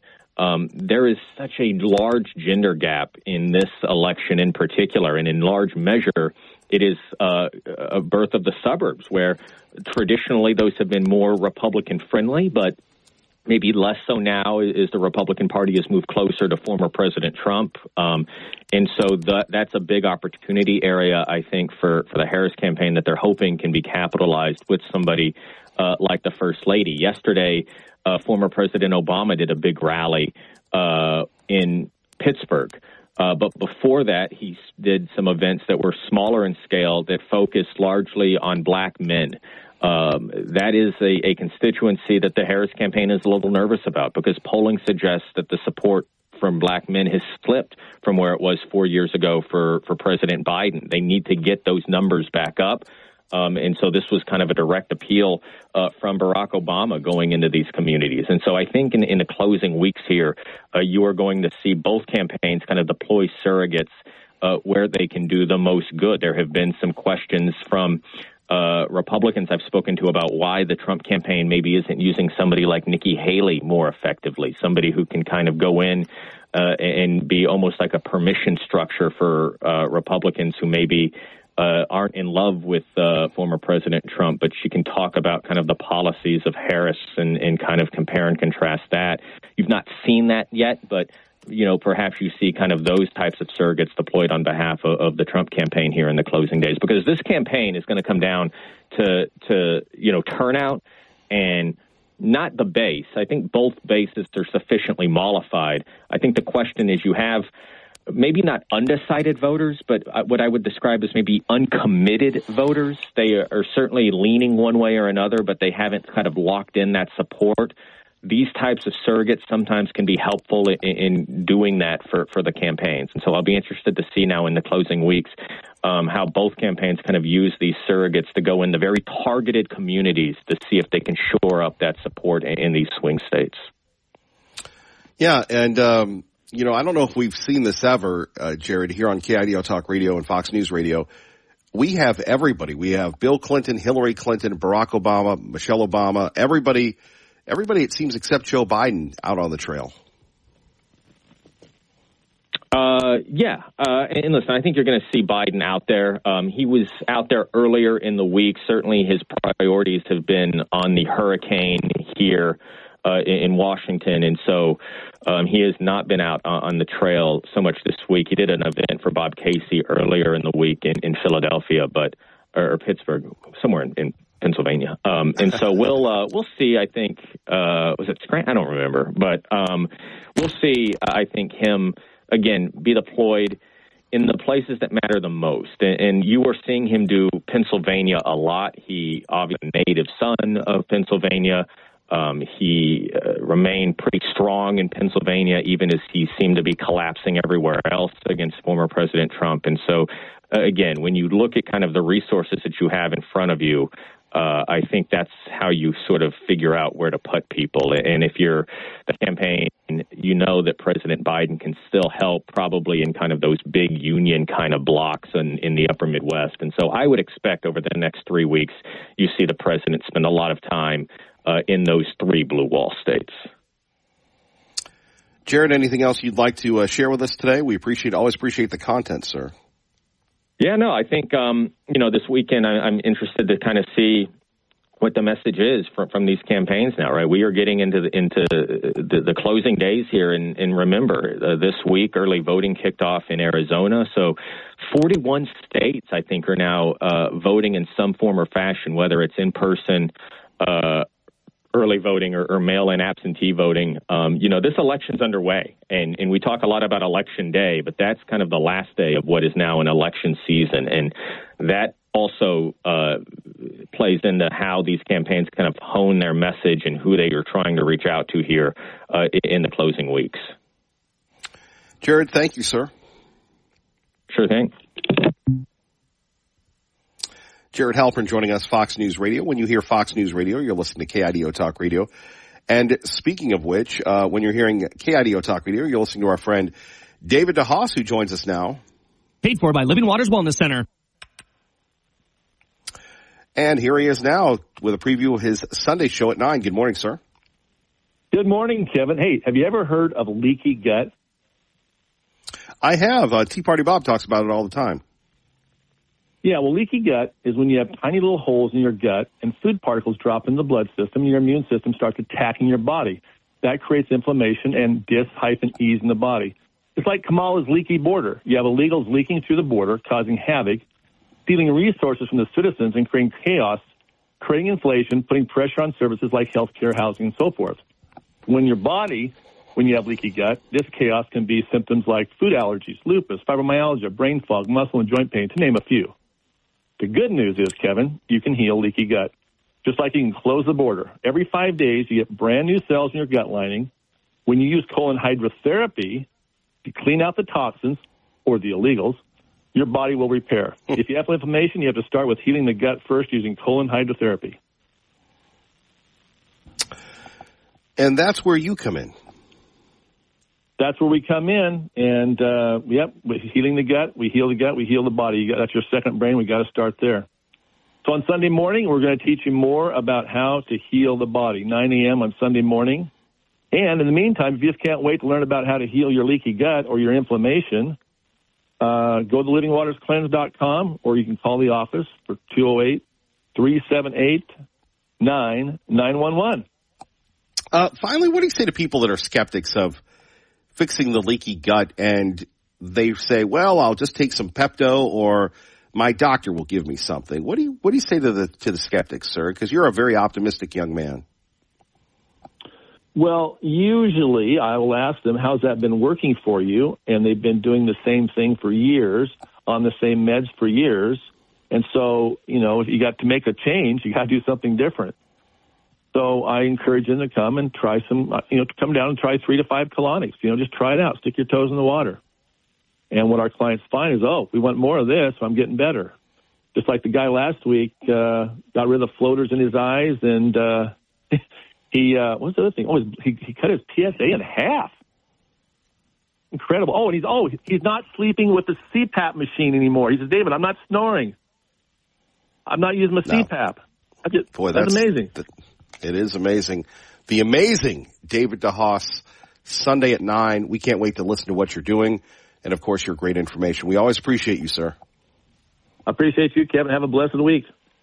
You too. Paid for by Living Waters Wellness Center. Let's go to the Jimmy Olsen. And if you know that reference, you're a smart person of the KIDO Talk Radio Kevin Miller Show. It is Lee Joe. Good morning, Lee Joe. Good morning. I don't know the Jimmy Olsen reference. Jimmy Olsen, the reporter from Superman? Oh, okay, sure. I just don't, I'm not good with names. I know events. I know things like that. But here's your report, at least this part of this report. Over the last month, there has been a crime spree in my company and several other companies of stolen GPS equipment from job sites. And it's 4 different companies right now that have been hit, and the total value of what's departed is around $261,000.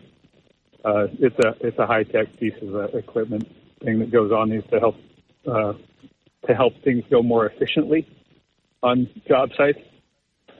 And I have filled out my police reports for the various jurisdictions in which these things have happened. And I've encouraged them to discuss with each other whatever they may find.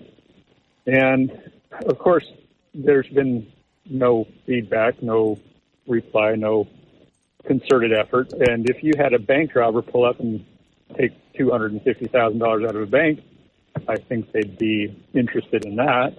Or if you had $250,000 worth of vehicles stolen in a few days, I think they'd take interest in that.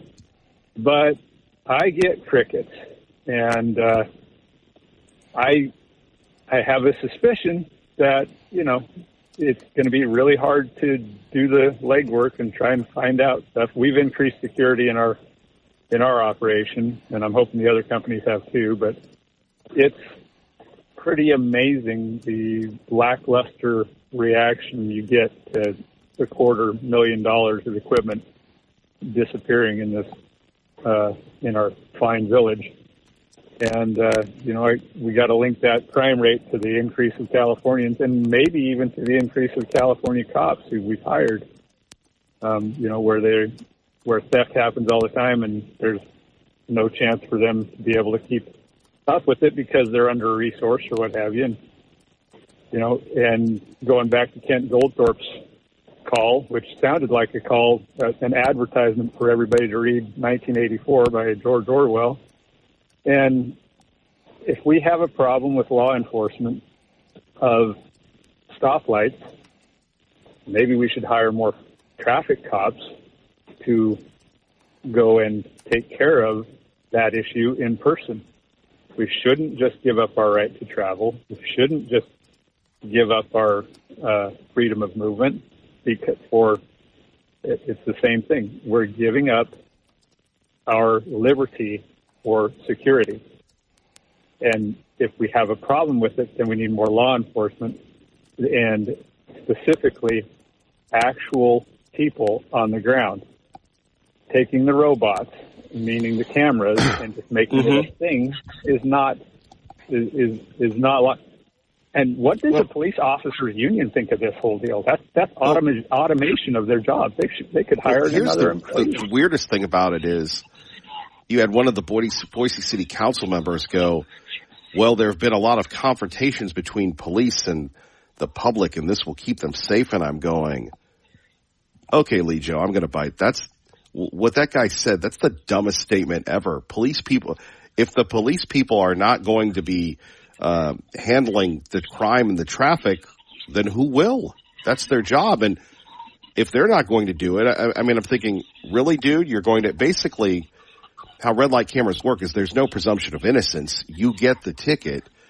And the police officer's not going to be there. He didn't see what happens. It's the robot versus you. Yeah, there's no witness. But you can't call the witness into court. Oh, I saw something on a videotape. Oh, okay, that makes you a first-person witness.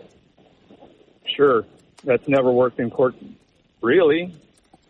You still have to be able to face the accuser, and that's not what you're going to be facing. You're going to be facing the robot. And this confrontation with police, maybe we need to work on some police training so those confrontations happen less.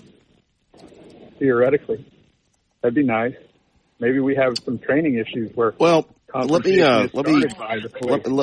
Right, but Lee Joe, one more quick thing, because we know that Lee Joe has a very unique view of law enforcement. But you have this situation, and you were the one that brought it up, the story of the police officer who was in Meridian with the two young guys, the video that went viral, moved to Boise. Now that trial is coming up. And we're going to see what plays out here with the kid that was arrested. And that'll be, Tuesday? Is that right? Yeah, exactly. And that's the kid. And will there be any investigation ramifications on the officer?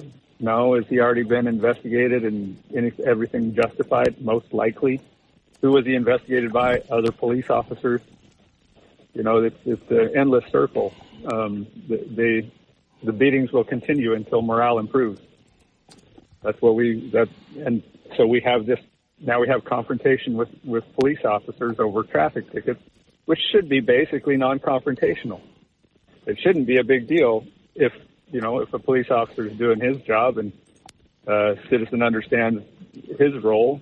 It shouldn't be a big deal, but it's turning into one. And I think it goes back to training. And we do have a crime spree in this valley right now, not just with the stuff, 5 months ago, a friend of mine had his shop broken into. Some kids went in and vandalized everything inside it. He remodeled houses and, he got $5,000 worth of damage.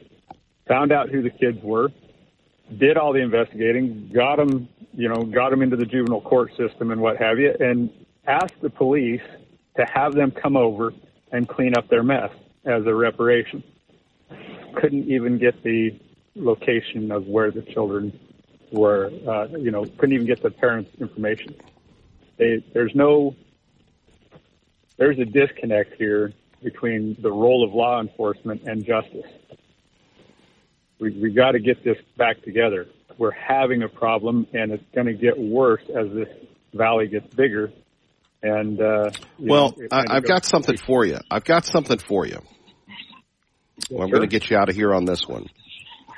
Monday at 8, we will have the new chief of the Boise Police Department in studio. If you'd like to give him a call, I'll take it. Can we get Matt Clifford in too, and Doug Trebell in too? Hey, Lee Joe, take the invitation for what it is. That's great, but there's an election going on, and Lee Joe, if you get one on, you have to get them all on. I think they both go. Well, no, Matt Clifford's declined debate. So maybe you can. I'm not talking about a debate. I think there's 3 candidates. Thank you, my great friend Lee Joe. And you can't ask for direction and get mad when Lee Joe gives it to you. So we love Lee Joe, and I do. What's that? You love Lee Joe as much as losing the Marconi? Thank you very much, Sweet William. But I do love Lee Joe because that Lee Joe exemplifies what this program is about, and it's discussion. So we are going to have the new chief of the Boise Police Department joining us Monday at 8 in studio. Looking forward to that and finding out what this gentleman's all about. By the way, let's go to the Yap Yap Club, brought to you by our friends at Team Mazda. Good morning, Kevin. Do you guys happen to have a bumper sticker I could get on my truck? You guys in 89.5 are the only stations I want to promote on my truck. I have one for them, but I really need one for you guys. Yes, I wish we had bumper stickers. Shanty Rose, I wish that we did. But I will once again ask the powers that be and see what happens. Thank you for the kind thought. Question for Kent. Is it appropriate for an elected or state official to insult his constituents on social media? I've seen his behavior on Nextdoor and Facebook. Not a good look, Kent. DJ in Meridian. Okay, regarding red light cameras, Idaho has permissive yellow laws, so as long as the light is yellow when you enter an intersection, it is legal to be in the intersection and running against the red light. That and people taking free right-hand turns after a legal stop will be huge problems for these cameras. Yeah, but in Boise. If anyone wants to send money towards the hurricane relief efforts, Samaritan's Purse has been on the ground to aid people, according to Sean Hannity. FEMA and the Red Cross are still slow to respond. Mike in Caldwell. Well, the run on toilet paper at the Walmarts in Caldwell is ongoing. As of Thursday afternoon, 3 small packages were all that remained on the shelf. If you don't reach a deal with the dock workers, of course they did, but that's kind of strange. Anyway, I guess that was a long one. I think Tea Party Bob was in town, and he actually was telling me that the Costco's again out of toilet paper. Well, I don't know if it's just Costco, but we appreciate the toilet paper updates. Like we said, this section of the program brought to you by our friends at Team Mazda. Kevin Miller, KIDO Talk Radio. The city of Boise paying a lot of money for legal expenses. Now a big settlement with an officer allegedly injured by the former chief. Coming up, we'll have the new chief joining us on Monday at 8. And shout out to all the people in law enforcement. And there's a lot of challenging issues. Next week's going to be a big week for local law enforcement, where you have the trial of the Meridian officer with the kids that didn't cooperate with the motorcycle. I'll explain about that. And it is a challenging world. Let's not forget the Boise's red light camera situation. A lot going on. And Brandi Swindell from Stanton will join us coming up in the 8 o'clock hour as well. A lot going on today. And as I said, thankful to be back with you. Thankful to be with you in Idaho. And one of the things that in Idaho that we don't have is pretentious people. And that's probably another takeaway that I had from New York. Just a lot of pretentious people that make the people in Washington, D.C. seem very, very humble. One thing that we all love is cash. Did you know that it's Cash for Cars Month, and it's continuing at T-Moz in the pre-owned superstore in Caldwell? Turn your car into cash today. If you've got a car that you're willing to sell, take it to T-Moz and get a free cash quote. And if you're looking to trade your old car, only Team offers the following 2 trade guarantees. 130% of book value, or $2,000 minimum if it's push, pull, drag, or clunker. Whether you want to sell for cash or trade for new or wherever, get a free no-obligation quote from Team before you agree to any other. And if you haven't heard yet, the Fed recently lowered interest rates that has triggered all new lower rates at Team. That's right, to 3.9 for 60 months on a Mazda 3, CX-5, and CX-90, including hybrids. Choose a Mazda CX-50 and it's 2.9 financing for only 60 months. That means Team Mazda has 115 new Mazdas on the lot. You can finance at 3.9 or less for 60 months. And by the way, Aaron and Joel really work hard to make sure that you get that low interest rate, that you get a car you can afford and afford the fuel for, so you're good to go. Again, 3.9 or less for 60 months at Team. That's a lot of good financing. Team Mazda in the pre-owned superstore on the Boulevard and online at goteammazda.com. Cash for Cars continues. Please tell them Kevin Miller sent you. Let's get you to work safely and on time. KIDO, who let us know that there's a Johnny Cash tribute band performing tonight in Caldwell. Thank you, David Ferdinand, for that. Let's see, at the Kiwanis Club. C of I. Wait a minute. Johnny Cash tribute for Caldwell, Kiwanis. That's right, at the College of Idaho. Thank you, David Ferdinand, for that. We appreciate it. We'll give you more information. Anytime we can promote Johnny, God rest his soul, we love Johnny Cash, and we love you. Let's go back to the phones here on KIDO Talk Radio. And Chandler joins us now, I believe. Chandler, good morning. Hey, good morning, Kevin. I'm glad that you're back. I hope that you share some stories with us about migrant encounters and homeless people, because I know you got a few. I wanted to carry on with what Lito was talking about. And with red light cameras, this reminds me of my very first experience as a youth with city government. Back then, this is the 5th grade, skateboarding was still legal. However, there was a problem with a few individuals who were creating a ruckus or, skating or, they're being a nuisance. And so the mayor, we got to do a law. We got to ban skateboarding in the town, downtown business area. So I went, and a few of us went, and I asked the mayor point blank, I'm like, why can't you just find the individuals that are causing the problem and use existing laws like public nuisance laws, loitering laws that we already have to go after them rather than collectively punishing us? To collectively punish us as a group for actions of a few people, that's not great. And where's this going to stop? And the mayor's words to me were, don't worry, boys, it's only this rule for only downtown during business hours. Well, what happened? Well, then all of a sudden the police were enforcing it after hours. So I don't know what a youth with a skateboard, doing tricks on a curb, it's more damaging to the kid than the curb. But after hours, they were enforcing that. In an abandoned parking lot with a few kids with skateboards, not doing drugs, just skateboarding, they're getting targeted and harassed. And then my friend who lived outside the business district in his area, he was in city limits, the police felt that it was a green light to go after him. So they'd come by and tell us we couldn't be in the street, we couldn't be on the sidewalk, it's illegal, the mayor passed the law. That's what's going to happen. If you can trust any people in government to do a program that isn't going to come after you and do this, you're a fool. And the problem, I think, and there's better ways to address this. So some city in Brazil had an issue with speeding and trafficking, people running red lights and going through the crosswalk and hitting pedestrians. So they hired mimes. And so the mimes would be in areas that were particularly of trouble, and they do their mime shtick with the stop signs and, overreact, and they're not yelling, they're mimes, they're silent, right? So it's just reacting. People would see it. There was humiliation, there was shame.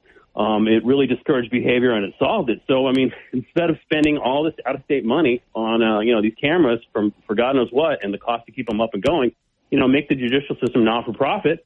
I already told the story before how this is going to get outsourced, and you're going to have third parties going after money, ticketing people, collecting it. How is that any different than how the government's outsourced censorship to Facebook and all that? Hire a bunch of mimes, hire a bunch of actors. You could put a guy in a bunny costume, for holidays. We'd hire people locally. We could address the issue by actually paying our own people, keeping the money in the community in a fun, creative way. More importantly, you could broadcast it on TV. KTV could do a segment of, here are the mimes at the street corner that we're monitoring. It's a problem, people. It's a problem, people. Oh, look, and there's a person, their car's on camera. You see who they are. They get shamed. That's how you can solve the problem without losing your rights. I think Channel 7 has other priorities with their Spanish language newscast and whatever else they're doing. And it's, they want to, they're very proud to have a Spanish language newscast. And it's weird when you take a look at that, and I have to be very careful because people can have accusations because you're not really allowed to speak truth to power anymore. But, you know, the whole fallacy of it is they're promoting it and it's great, but it's still a very small segment of the population, and that's great that they're doing it. I hope that they would use that energy they're doing to promote that Spanish language broadcast to serving the community and actually covering some news. You know, hey, maybe this opportunity for one of the other networks, you know, ABC6 or one of the others. But, you know, and it's not a crazy idea. When I lived in Los Angeles, when they had areas that were problematic, they'd put a guy in a bunny costume around Halloween or Easter and Halloween. And, you know, they would show people going across the intersection, and they also had a motorcycle cop there. So if, you know, hey, didn't you know, like, oh, you didn't see the guy in the bunny suit? Here's your ticket. I mean, other municipalities have done this. So it's not ridiculous. I mean, we got a struggling arts community here. It'd be good for them, not some big out-of-state company.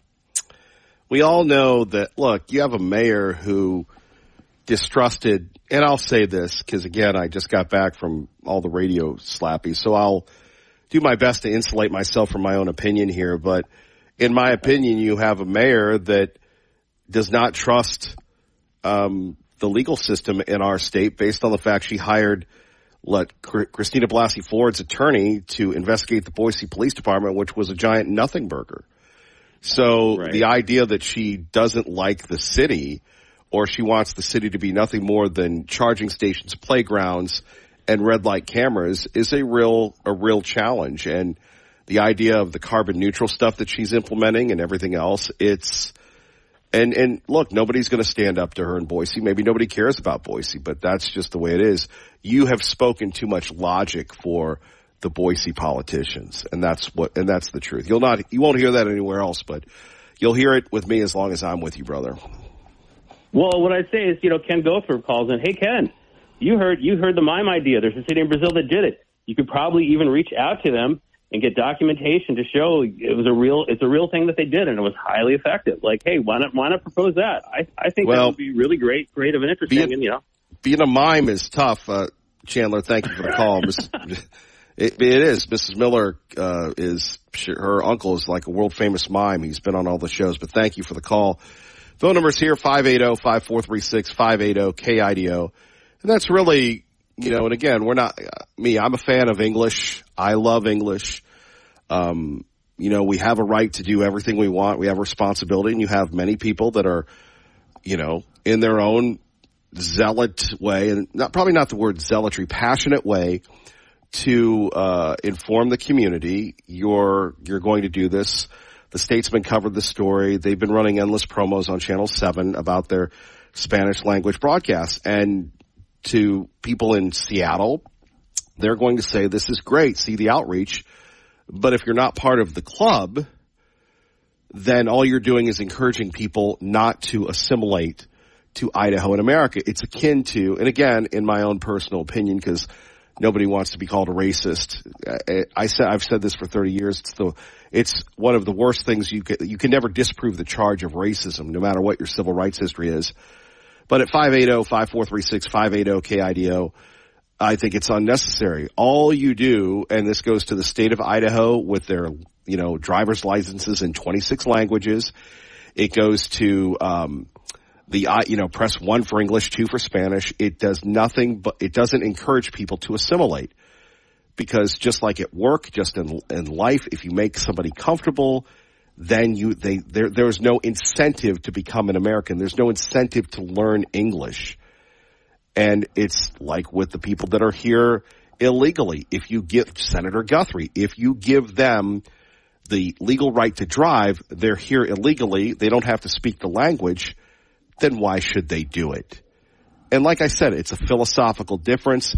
You will not hear anyone in this state having enough guts to take on Channel 7 to say that I disagree with their policy of having this. I find it highly insulting. And I'm sure in the newsroom, which they monitor this program, I see you now listening, they'll call me a xenophobe and everything else, but there are people that believe that it's true. And I've been holding off on this for a while. I mean, the endless promos on this. Okay, I get it, man, but Why not use those resources to serve the community? And they're going to service that smaller community as compared to the larger force. But I guess that's where they're going. For us, we're going to serve the people that want to be part of America. And as I said before, when you do not give people incentives, when it's big business, I had somebody from the business community say to me, hey, this is a great thing. It's going to blow up. It's going to help us in the community. I go, what? The community that doesn't speak English? Well, that's xenophobic. It's really xenophobic for me to say that you should speak English in Idaho. Well, then really, what's the point of having this show? Really, what's the point? What's the point of having a show that if you can't say you really should speak English? We're not being derogatory because we don't do that anymore in America. We're not being controversial. It's like we don't want the police to enforce the laws. Then why have a police force? If you don't stand up for things that you believe in, you stand for nothing, and we stand with you. Kevin Miller, KIDO Talk Radio. Phone number's here, 580-5436. 580-KIDO. I wouldn't call you a xenophobe. I'd call you a sexist, racist. By the way, why doesn't your wife wear dresses? A. Bundy in America. Look, Mr. Bundy, I'll talk about your wife. Don't talk about mine. Eric in Payette. Hey, Kevin, the red light cameras. Listening to Kent this morning. Did you hear all the mishmash that he was saying would be involved with this idiotic camera idea? All the added garbage these cameras bring is easily avoided by simply hiring police to monitor the intersections just like they used to. I so agree with that. Give jobs to the people, not technology. Don't complicate my life and kill Satan's tool, the smartphone. Geez Louise, did the Biden administration make us stupid? Good luck tonight, KIDO. Appreciate all you do. You've already winners in my book. Thank you, Denver. And if you're just tuning in, we didn't win, but we win every day by talking to our friend David Ferdinand, who joins us now on KIDO Talk Radio with a very important announcement of some good times in Caldwell tonight. Good morning, David. Yeah. Good morning, Kevin. And you had so much great information on this morning. And you are right on with your comments about the languages. Having spent a little time in local government, I can tell you people do not realize the expense that we've gone through. We actually, in the courts, like you said, driver's licenses, all kinds of things. I could do an hour with you. I'll come in sometime. Crazy. We would love to have that, and we would love to bring that topic up. It's unfortunate that that seems to be the added expense. Yeah. Yeah. Well, the cost is, people don't realize. Anyway, tonight, it's Johnny Cash night, and they're adding Hank Williams Sr., a 30-minute portion for the Johnny Cash tribute tonight at Jewett Auditorium over at C of I for the kids projects that this helps build some funds for in the Caldwell Kiwanis. So I wanted to make sure that you had the information. I know everybody loves James Garner and his tribute to Johnny Cash. He was here last year, and he's back for another evening of great fun and great music. So I appreciate your program this morning, Kevin. Thanks for the topic, and it needs to be said. Well, I appreciate that, David Ferdinand. I got to hit you with this one. Your favorite Johnny Cash song. Oh, Johnny Cash. Well, Chris Christopherson just passed away, and one of the songs that Chris Christopherson wrote that Johnny Cash took to the first number one hit was Sunday Morning Coming Down. Gotta love it. See, for me, I gotta go The Man in Black, A Boy Named Sue, yeah. And of course Folsom. Yeah, that Hey Boy Named Sue. Got it one time live at the prison. There was never a recording of that song that was done in the studio. Just a live. That was it, man. Johnny I love Cash. that. I caught him one night in Gatlinburg, and I'm like, whoa. Oh man. Well, that everybody would love to go back in time and see the real Johnny Cash, but boy, this guy does such an incredible job. And it's the young Johnny Cash that was really making an impact, with it was before the Highwaymen, but it was a good time in his history. David Ferdinand, so that when is that tonight if people want to check out James Garner, not to be confused with the Rockford Files? All right, that's true. 7 o'clock, the pre-show with Joey Palmer, the Hank Williams Sr. He's doing Hank Williams for about 30 minutes, and then James Garner's tribute starts at 7:30, Jewett Auditorium. You can get tickets at the door, but if you go, just Google it. Google it on on Facebook or any of those, and get your tickets in advance. And if you put the word Kiwanis in there, you get a discount. So, well, you heard it first from David Ferdinand. We appreciate that, brother. All right, man. Thanks, Kevin. Thank you. Phone number's here, 580-5436, 580-KIDO. Let's get you to work safely and on time. Our great friend Dave Burnett is standing by. Good morning, Dave. Good morning, Kevin. From the G&G Insulation Studio, it's been a fairly quiet Friday morning. No problems on the freeway inbound on the connector, finishing cleanup of an accident at Lone Star and Midland. If you have an accident, Mike Miniger's Auto Body will restore your vehicle to pre-accident condition, and they'll guarantee their work. Call Mike Miniger's Auto Body. Visit BoiseAutoBody.com. That's your traffic now. I'm Dave Burnett on KIDO Talk Radio. Thank you very much, Dave Burnett. Remember, at 580-5436, 580-KIDO, it's Cash for Cars month, and it's continuing now at T-Mazda in the Pre-Owned Superstore. Turn your car into cash today. If you've got a car you're looking to trade, only Team offers you the following 2 trade guarantees. 130% of book value or a $2,000 minimum trade if it's push, pull, drag, or clunker. Whether you want to sell for cash or trade for new, get a new free, no obligation quote from Team before you agree to any other offer.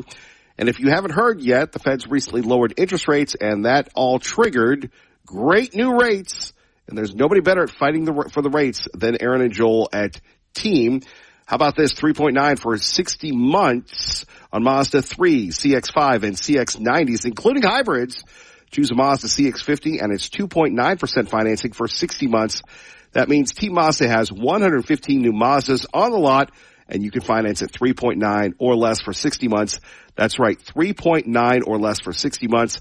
Low interest rates, Cash for Cars at Team Mazda, the Pre-Owned Superstore, on the Boulevard or online at GoTeamMazda.com. Please tell them Kevin Miller sent you.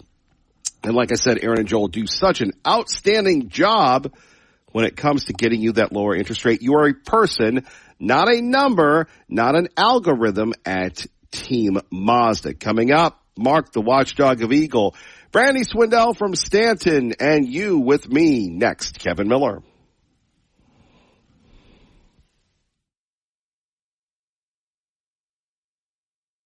Ain't fighting, you ain't trying. Phone number's here, 580-5436, 580-KIDO. Let's go to our great friend Brandi Swindell joining us from Stanton. Brandi, great to have you with us. Hey, good morning, Kevin. Thank you for having me. You know, for people that aren't familiar with your group, it does such an important amount of work. A lot of people move into Idaho all the time. A lot of people, maybe they don't follow the pro-life movement. Please tell us about Stanton, please.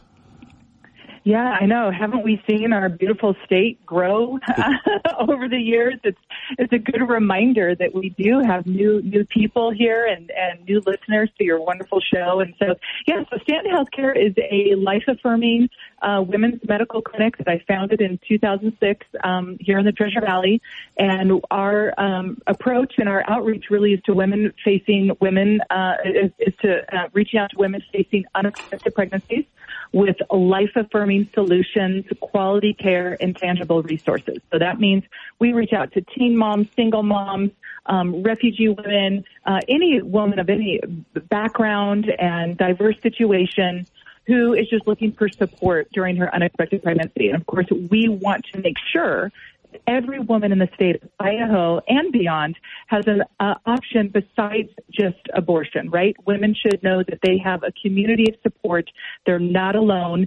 And I'm really proud of our clinics and the work that we do. We're staffed by licensed, credentialed medical professionals and volunteers. We don't charge for any of our services. Any woman can walk through our doors, and we have a baby boutique. We give maternity supplies, baby supplies, ultrasound exams, prenatal vitamins, STD testing and treatment, well woman exams, emotional, tangible support and resources through all 9 months of their pregnancy and after the baby is born. So that's what we're about, Kevin. That's what we do. Well, Brandi, we appreciate that. And, I lived the life of Brandi very briefly this week. I was in New York staying at the United Nations, literally, and I was amazed at the different world of people, high-level diplomats, presidents, heads of state, ambassadors from other countries. And you have taken Stanton International, and I really didn't realize the importance of that and what it takes to go to another country. And life is life, but to really work and help mothers in other countries. What is that like, taking your organization that you founded right here in Idaho, international, and really the movement to save lives all over the world? That's right, Kevin. I appreciate you mentioning that. So our flagship, our headquarters is based right here in Idaho in the Treasure Valley, and it's really the template for what we can do across the nation and internationally. So we have Stanton affiliate clinics throughout the nation. We have a public policy center in Washington, D.C. to advocate for the women and children we serve. And then we have international clinics. Our very first international clinic is in Ireland, Belfast, Ireland. And our good friend Bernadette runs that in Ireland and is doing a remarkable job. And I actually just had meetings in Washington, D.C. With an organization called Pro-Life Global, and we're making plans to see how we can reach out to more third world countries, because every woman around the world deserves access to life-affirming care, quality support and options, and tangible resources. No woman should ever be forced to make the decision to have an abortion because she doesn't think that she can do it alone or that she has the support behind her and the resources that she needs. So this is a really important global mission. And in fact, Kevin, you were sort of in my neck of the woods there a little bit at the UN. I have been to the UN several times and have voiced support for resolutions at the UN that would have a global impact to help women in countries around the world, ensuring that they have options besides abortion. And unfortunately, when we look at administrations like the Biden administration and what Kamala Harris believes and radical pro-abortion extremists, they want to export abortion to other countries from America. And we think that we should export hope and quality care and tangible resources to other countries. That's what women deserve. More coming up with our great friend Brandi Swindell next. Kevin Miller, KIDO Talk Radio. One more time. Look, you've been to D.C., you've been other places, and, you know, it's not like we're trying to say everybody's a big baller here, but I'm trying to disclose this for the state of educational purposes, just based, again, my limited time there at the UN, at the little UN hotel. You've been to places into D.C., but that whole UN thing, that's a whole entirely different culture. It's like a different, solar system universe. Again, as someone from Idaho with Idaho values, can you convey to us what that experience was like? Oh, you're right. It is a whole different world with, a very diverse group of people in this tremendous building. Kevin, you walk by the UN and you see all those international flags surrounding it. I mean, it's really quite majestic. And, you get access to get into that building, which you have to be sponsored in through different approved groups and entities there at the UN. And then you're basically, there to advocate and lobby for really important matters that are going to have a significant impact on an international level. And it's pretty, you kind of feel the weight and the importance of the building. You know, I go there and I think, wait, do I really belong here? You know, what's my little humble part in this? And then I'm reminded I'm here to be a voice for the women we serve. We're here to be a voice for not only the women in Idaho and in America, but that international voice for women who deserve access to quality, life-affirming health care. And it's pretty interesting because you'll be going toe-to-toe in some of these breakout meetings and sessions with very aggressive extremists that are, you know, radically pro-abortion, that are advocating, Kevin, for what they call the girl child to have abortion on demand, meaning 12 and 13-year-olds need access to birth control and abortion, and that's what's going to make their life better. And the truth is, when you look at the global stats on unexpected pregnancies, infant and maternal mortality rates, when you look at the serious things that women face in countries around the world, what they need is not abortion on demand and birth control. What they need is quality health care. They need clean and safe spaces to get prenatal care. They need proper health clinics to have safe labor and deliveries. They need pre- and postnatal education. That's the game changer. We've trialed that at our clinics here in Idaho. We've trialed it at centers and communities around the nation, and we've trialed it internationally. And that's the game changer. Abortion doesn't make the lives of women better. It doesn't fix all their problems. In fact, the studies and the anecdotal evidence and the statistical data, the evidence shows it makes life worse for women. What's going to improve their quality of life and surrounding their reproductive health and unexpected pregnancy is the quality care, the life-affirming solutions, the pre- and postnatal education, and hope with a capital H, right?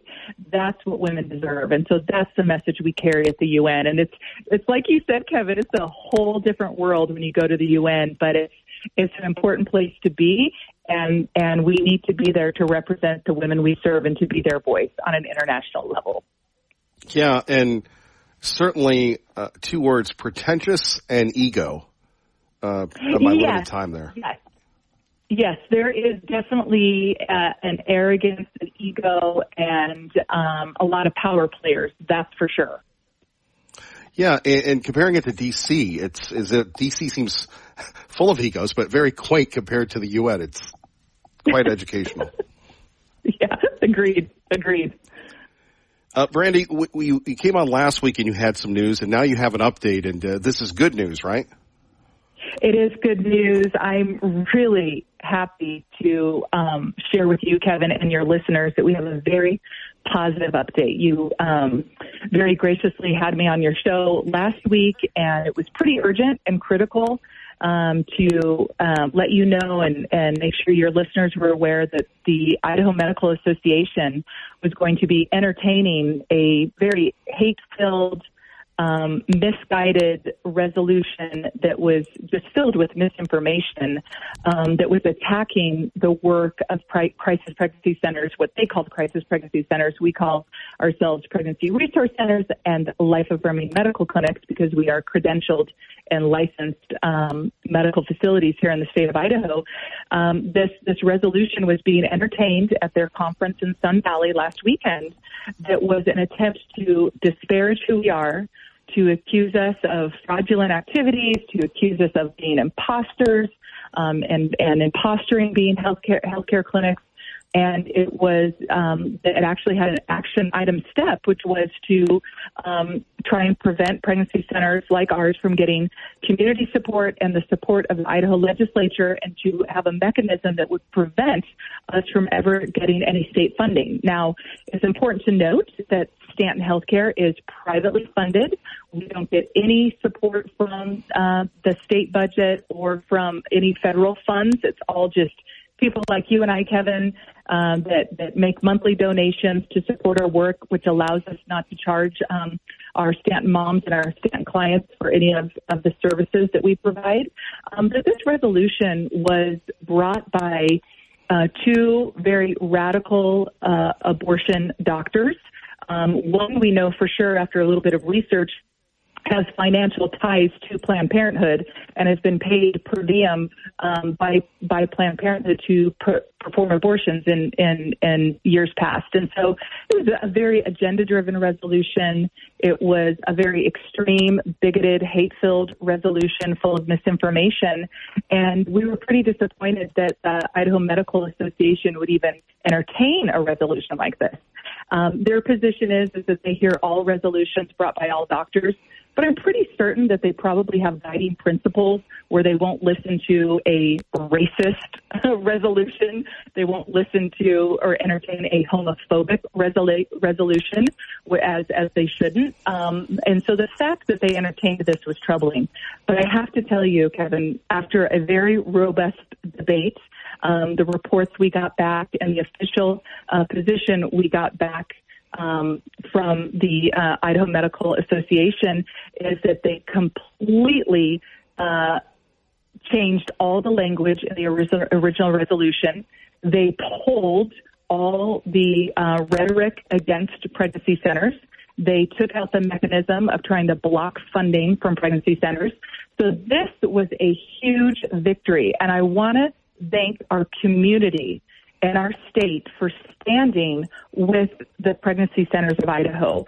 People of goodwill, Kevin, your listeners showed up. They made phone calls. They emailed. We were able to put together a very hope-filled campaign in a very short amount of time, which created a lot of awareness. And I want to thank many of the doctors in the IMA. There's a lot of good healthcare professionals in the Idaho Medical Association who spoke in defense of our work and pregnancy centers like Stanton Healthcare. And many of them were life-affirming and shared how pregnancy centers in their communities are doing this wonderful work. And there were a lot of doctors in the IMA who had a very good and measured response to this, saying, we don't want to be a lobbying arm of Planned Parenthood in the abortion industry.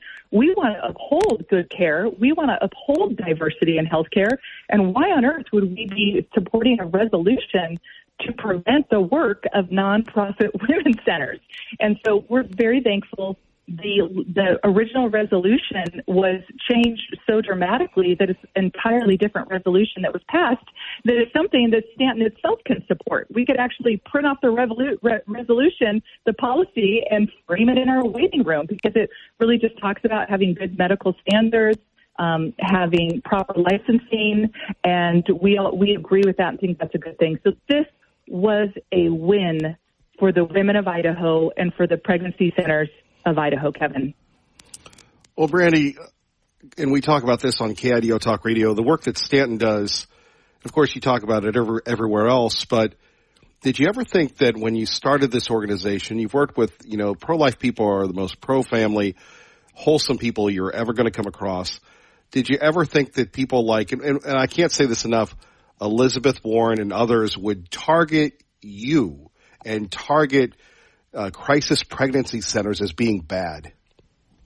Kevin, it's pretty shocking and jarring to think that there would be a unwarranted and coordinated attack from a national level, filtered all the way down to radical extremists, pro-abortion extremists within the INA, that would try and do a coordinated attack to prevent the work of life-affirming medical centers like Stanton Healthcare, who have provided, I think the last data from last year was pregnancy centers nationwide have provided over $400 million in pregnancy services and maternity supplies and ultrasounds, and the list goes on to women at no charge throughout the nation. I mean, it's just outstanding, the exceptional amount of care that we provide to women facing unexpected pregnancies.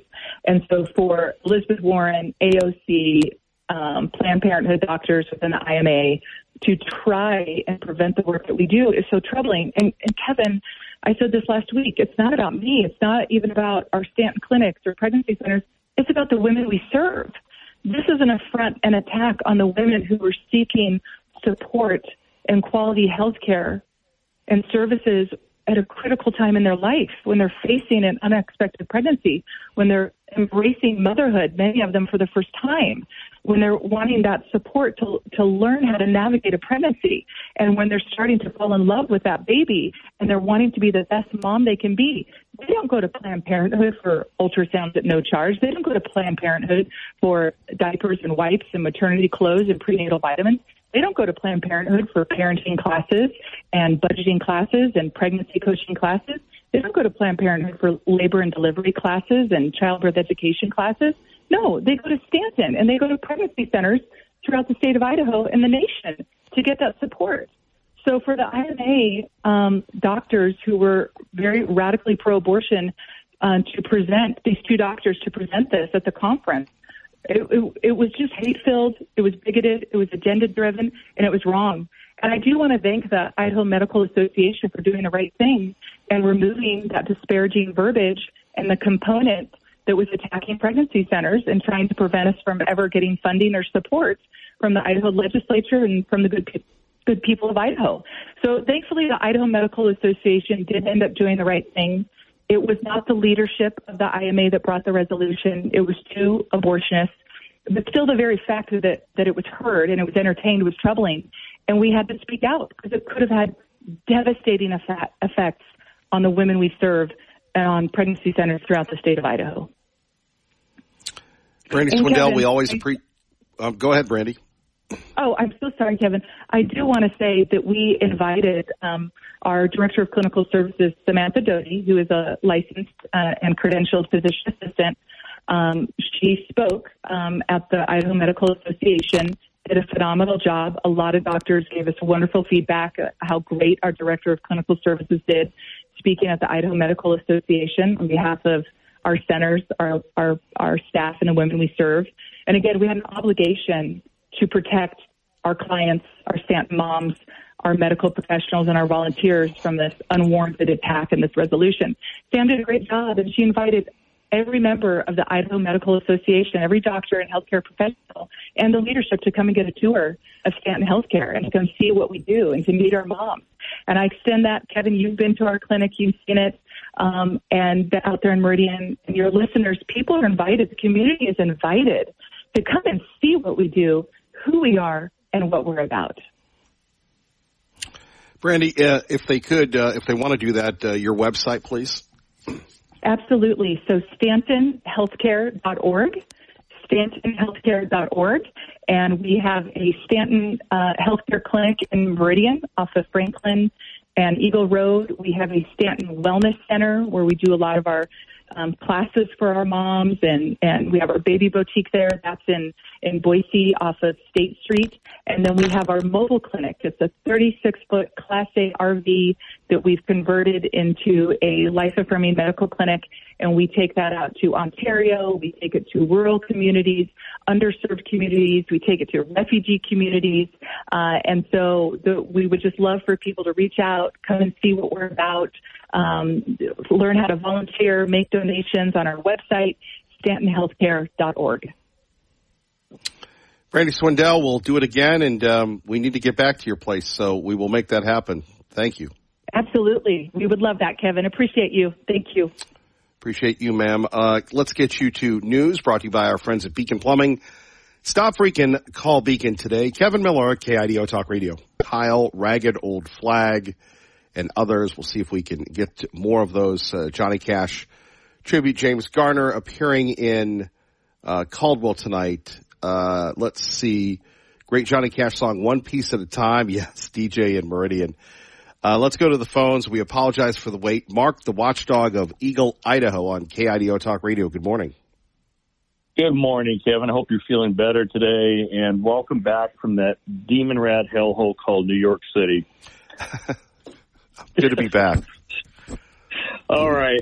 Lee Joe's one has been poo-pooing this. Yesterday and the day before, there were some articles that appeared that you won't see on your normal deep state government-controlled alphabet networks. They won't talk about this. And that is the feud between Marjorie Taylor Greene, the representative of Georgia, and Biden about weather modification. Now, Lee Joe likes to point out the fact that, those contrails that he likes to call them, usually occur when they're cold and damp days out, and it's cooler weather, and you don't see them, during the summer.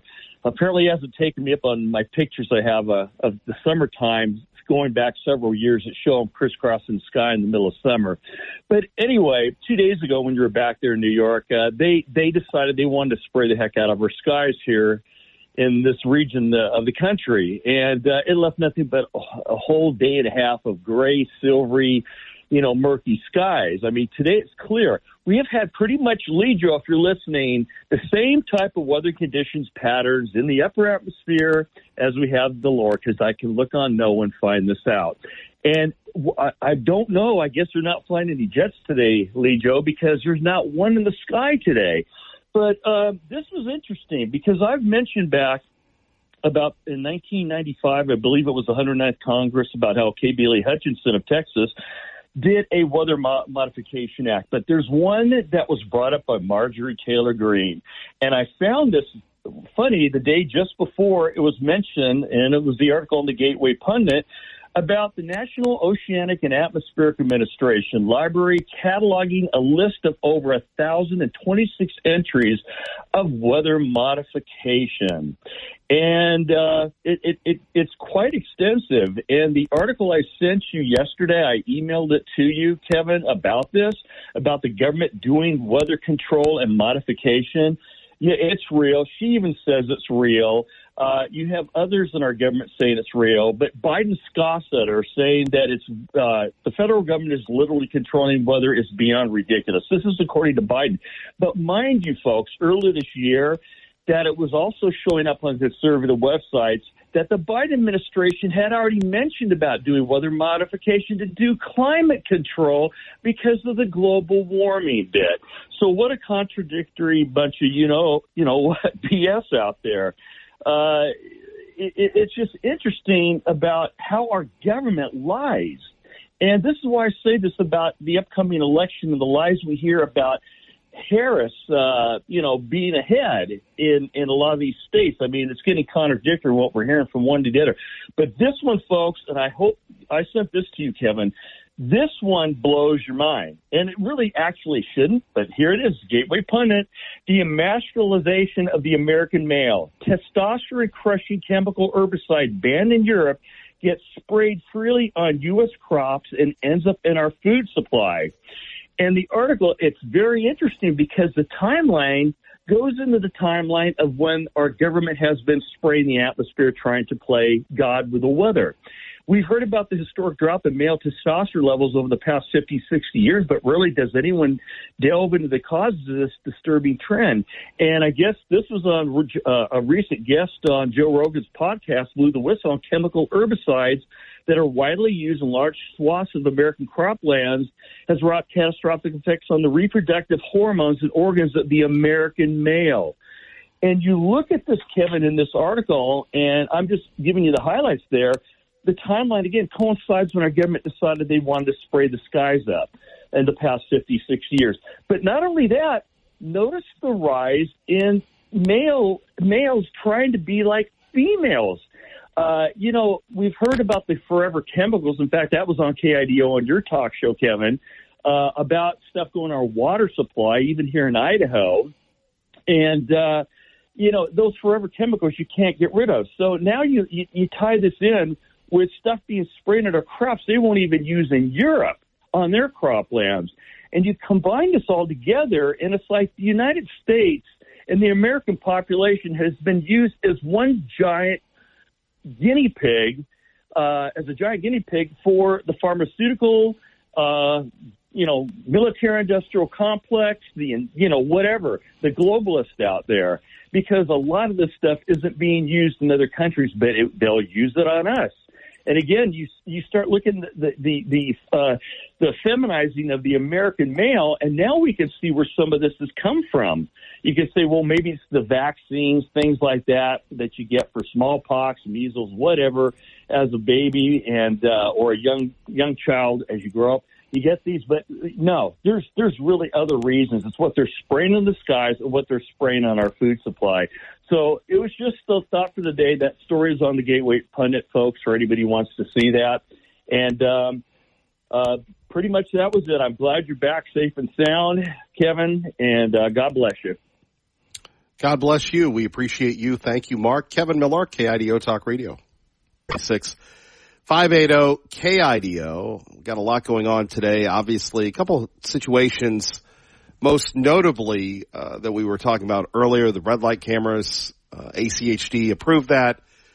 And really, if you're the city of Boise, there really is no opposition. You have, the majority, 5 out of 6, if it's 6, 8 out of 9, however many city council people there are, they're Democrats. It's a nonpartisan race, but they're Democrats. So, you can make the argument for red light cameras by simply saying, aren't you tired of getting, having the fear when you go to a 4-way stop and you do have people that are very self-absorbed. And let's face it, we could say that about all of us, that we're all very self-absorbed sometimes. And I don't know if it's age, I don't know if it's compassion, but some people, you get it after a little while. You stop playing the hip hop. You look at things from other perspectives besides your own. And you say to yourself, we can do better. But if you're the city of Boise, you want to say you're doing something. I mean, we talk about the big sellout to developers where, they've totally redone the code. So now you can have, 2, 3, 4-story homes, and you could have a business, but not a gun business. And until the problem of Boise is solved, and I'm talking ideologically, I can't even say it, then it's going to be that way. No matter what your ideology is, it's going to be there. That's funny. I could say one version of the word, but not the other. So, what do? You have Ryan Davidson. You had Kent Goldthorpe. You had Commissioner Davidson responding to this. Kent Goldthorpe giving us his review on it. There are safety arguments to this. You're not going to get people running red lights after they get that $150 ticket. That's for sure. It could say this is a smaller version of the Patriot Act. More on that in a minute. We want to thank our friends that support us, and you might have seen these commercials all the time. You've got Rob with the dog, with Charlie, and we love Charlie, and we love the dogs, and great work they do at Treasure Valley Subaru. And by the way, new cars under $20,000 are gone, but if you need one, you find one. It's probably, let's face it, below average, gutless, and no fun to drive. So if your budget is under $20,000, your best bet for a good quality used car is to go to a dealership you can trust, and that dealership is Treasure Valley Subaru and the Idaho Center Pre-Owned Superstore, because when you buy from Rob and the crew, dude, everybody there is friendly. And if you're a female, I'm sorry for calling you dude, but everybody's transitioning anyway, so what the heck. That's a joke. They're going to take care of you, and they always have a good selection of pre-owned cars under $20,000. Here are a couple examples for $1995 or less. 2014 Honda CR-V, a 2017 Toyota Highlander. You got to hurry if you want to buy that one. There are cars for under $12,000 like these two, a 2021 Kia Sportage and an all-wheel drive 2016 Ford Edge. Many of the best cars under $20K can sell before they even get listed on the website. So Kevin Miller recommends you go there and check it out, and you're not going to get a lot of high pressure. They'll say, hey, can I help you? You'll say, yes, you can. No, you can't. And then you'll go away. But everybody is very fun, and it's a very good culture there. And how many times can you say that about any places? The Treasure Valley Subaru and Idaho Center Pre-Owned Superstore, 20 cars under $20K or 50 cars or whatever. They've got a lot of cars. Maybe they only have 10 cars. Don't take my word for it. Go there today. Less pressure, more results. And please tell them Kevin Miller sent you. I always appreciate when they say, hey, man, somebody came in and said you recommended us. Thank you, Kevin Miller. Well, thank you, Treasure Valley Subaru. By the way, in clearing some of our other things before we get back to the phones, this is from our friend Lars Larson, who said, please share this with the good folks of Idaho. Remember, you can catch Lars today at 4 o'clock. We love the big Lars, and Lars always brings it. That guy's always working.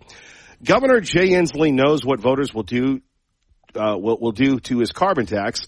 They're going to kill the Climate Commitment Act. 2 years ago, Inslee promised the carbon tax would only add pennies to the cost of gas. Instead, the tax made Washington's gas prices the highest in America. Another reason why we don't want a Boise-ification of Idaho, do we? It stripped billions of dollars from the pockets of citizens and created a slush fund lawmakers can spend on anything. More than 4,000 citizens signed petitions to put the carbon tax to a vote in Initiative 2117. I'm going to vote yes. This week, the No on 2117 forces brought in a major celebrity to pimp their cause. You gotta love a guy that uses that verb. Hanoi Jane Fonda. Boy, we think we have things going on in Idaho. This is actually going on in the state of Washington. Hanoi Jane, the wealthy California actress, came to the Evergreen State. She's got the moniker for befriending North Vietnam while it was busy killing American soldiers. How many of us can forget those iconic pictures? Last year, Fonda explained that white men are to blame for climate change. Oh, always old whitey, isn't it? And proposed that they be arrested and jailed. So let me repeat that one more time. From our friend Lars Larson. I love this. Last year, Fonda explained that Whitey, come here, Whitey, that white men are to blame for climate change and proposed that they be jailed and arrested.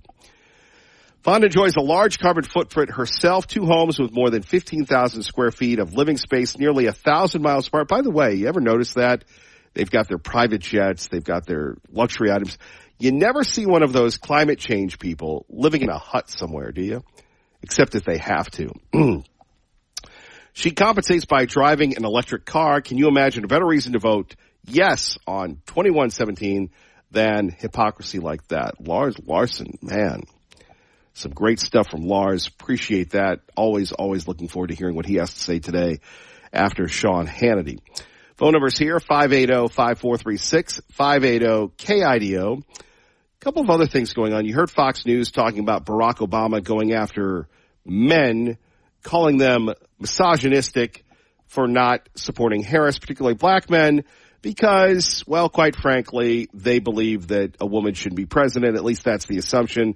Here we have former Ohio State Senator Nina Turner criticizing Barack Obama and saying that the president is wrong to go after a group that if he's trying to court, which seems strange. Wait for the ding. Thank you, Sweet William. Appeal to the needs of the voters. And so when I was a delegate for President Obama in both of his elections in Ohio, right now the vice president is down 11 points in Ohio, even though I fully expect President Trump to take Ohio as he did twice, but to be down 11 points compared to President Biden, that is a problem. But this other issue I want to bring up is a problem too. Why are black men being lectured to? Why are black men being belittled in ways that no other voting group? Now, a lot of love for former President Obama, but for him to single out black men is wrong. And some of the black men that I have talked to have their reasons why they want to vote a different way. And even if some of us may not like that, we have to respect it. So unless President Barack Obama is going to go out and lecture every other group of men from other identity groups, my message for Democrats is don't bring it here to black men who, by and large, don't vote much differently from black women. And why?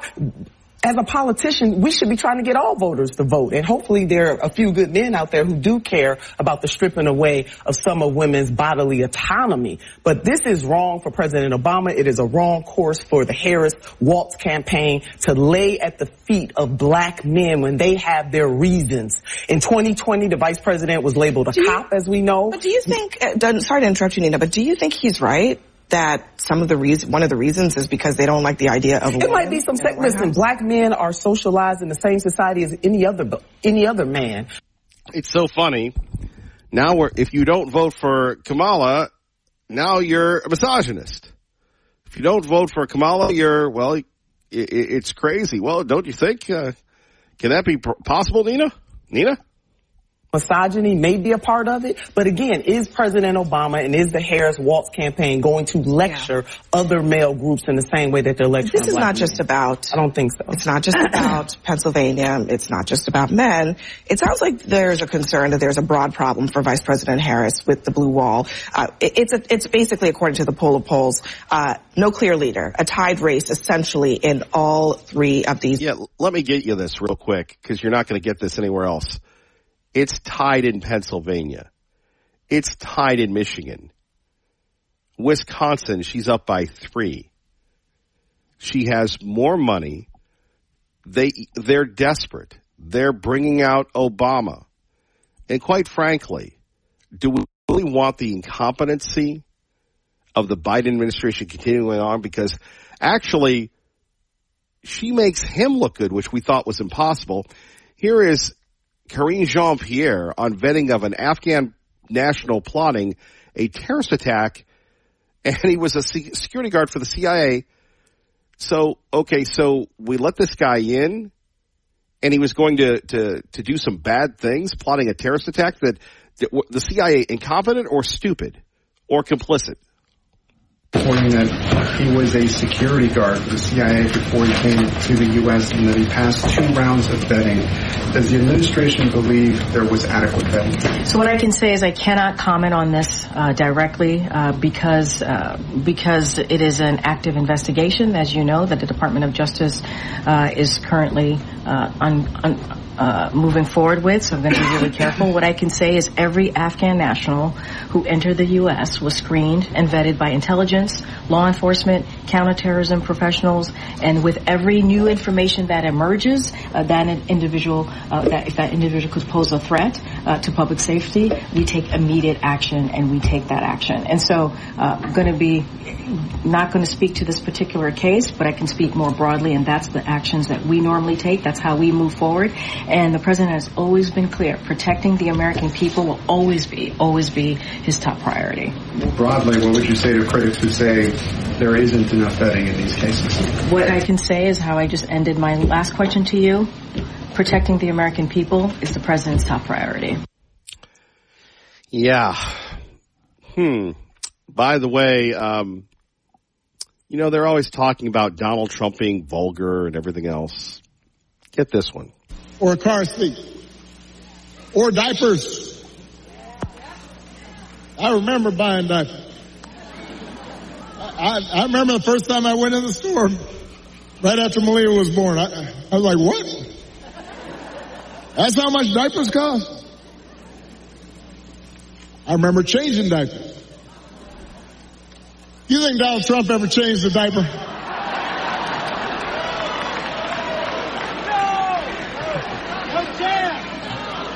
Yeah.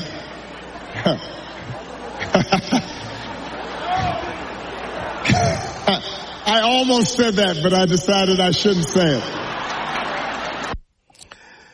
Let's go to Cowboy Calvin with Kevin Miller on KIDO Talk Radio. Hello, Cowboy Calvin. Good morning, Mr. Miller. Good morning, Americans. Welcome back, Kevin. You're still the king. Thank you, sir. Appreciate it. I want to weigh in on the red light cameras.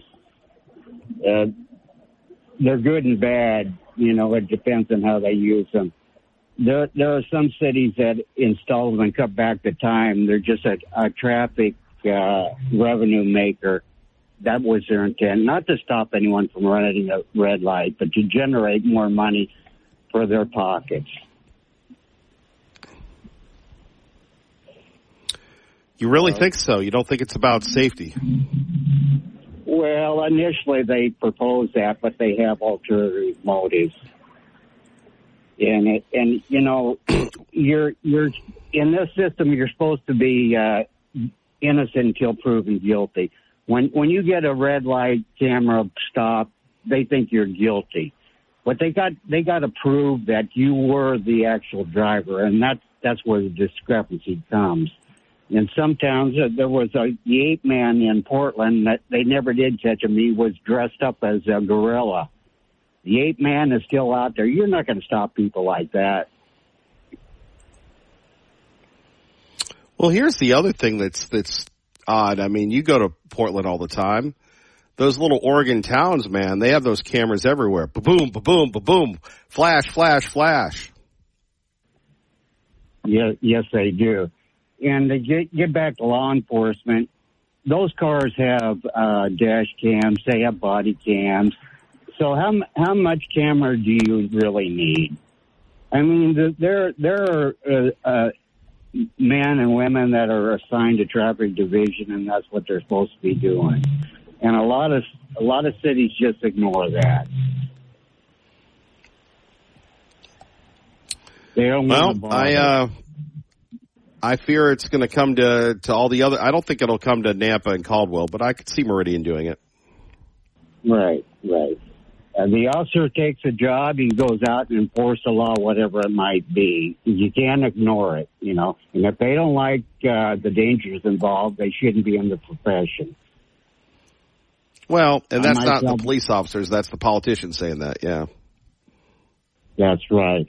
And the other problem is you get a town with bicycles. The bicycles aren't sighted. They're allowed to go through red lights. So you have to establish that groundwork to begin with, or it'll get out of control. And I've had bicyclists pull in front of me. I almost run them over because they went through a red light. And that's not helping the situation any. No, I totally agree with you. I like I said, the bikers, you got to be worried about the bikers. They're their own little world. Right. They think they don't want to share the road, but in reality, they want us to share the road, and they want to have total access. But they have to observe the laws. That would be nice, wouldn't it? Cowboy Calvin, anything else you'd like to share with us? I just welcome back, Kevin. I'm glad you're here for us all. The Voice of Freedom, Kevin Miller Show. Thank you very much. You take care. Happy trails. God bless. Happy trails. Great to be back here in Idaho. I do want to thank everybody for your well wishes. And like I said, it was an amazing night at the Javits Center, but it's more amazing being with you. God bless. Keep the faith. Don't go anywhere. Clay and Buck coming up next. Kevin Miller, I still love you. Have a great day.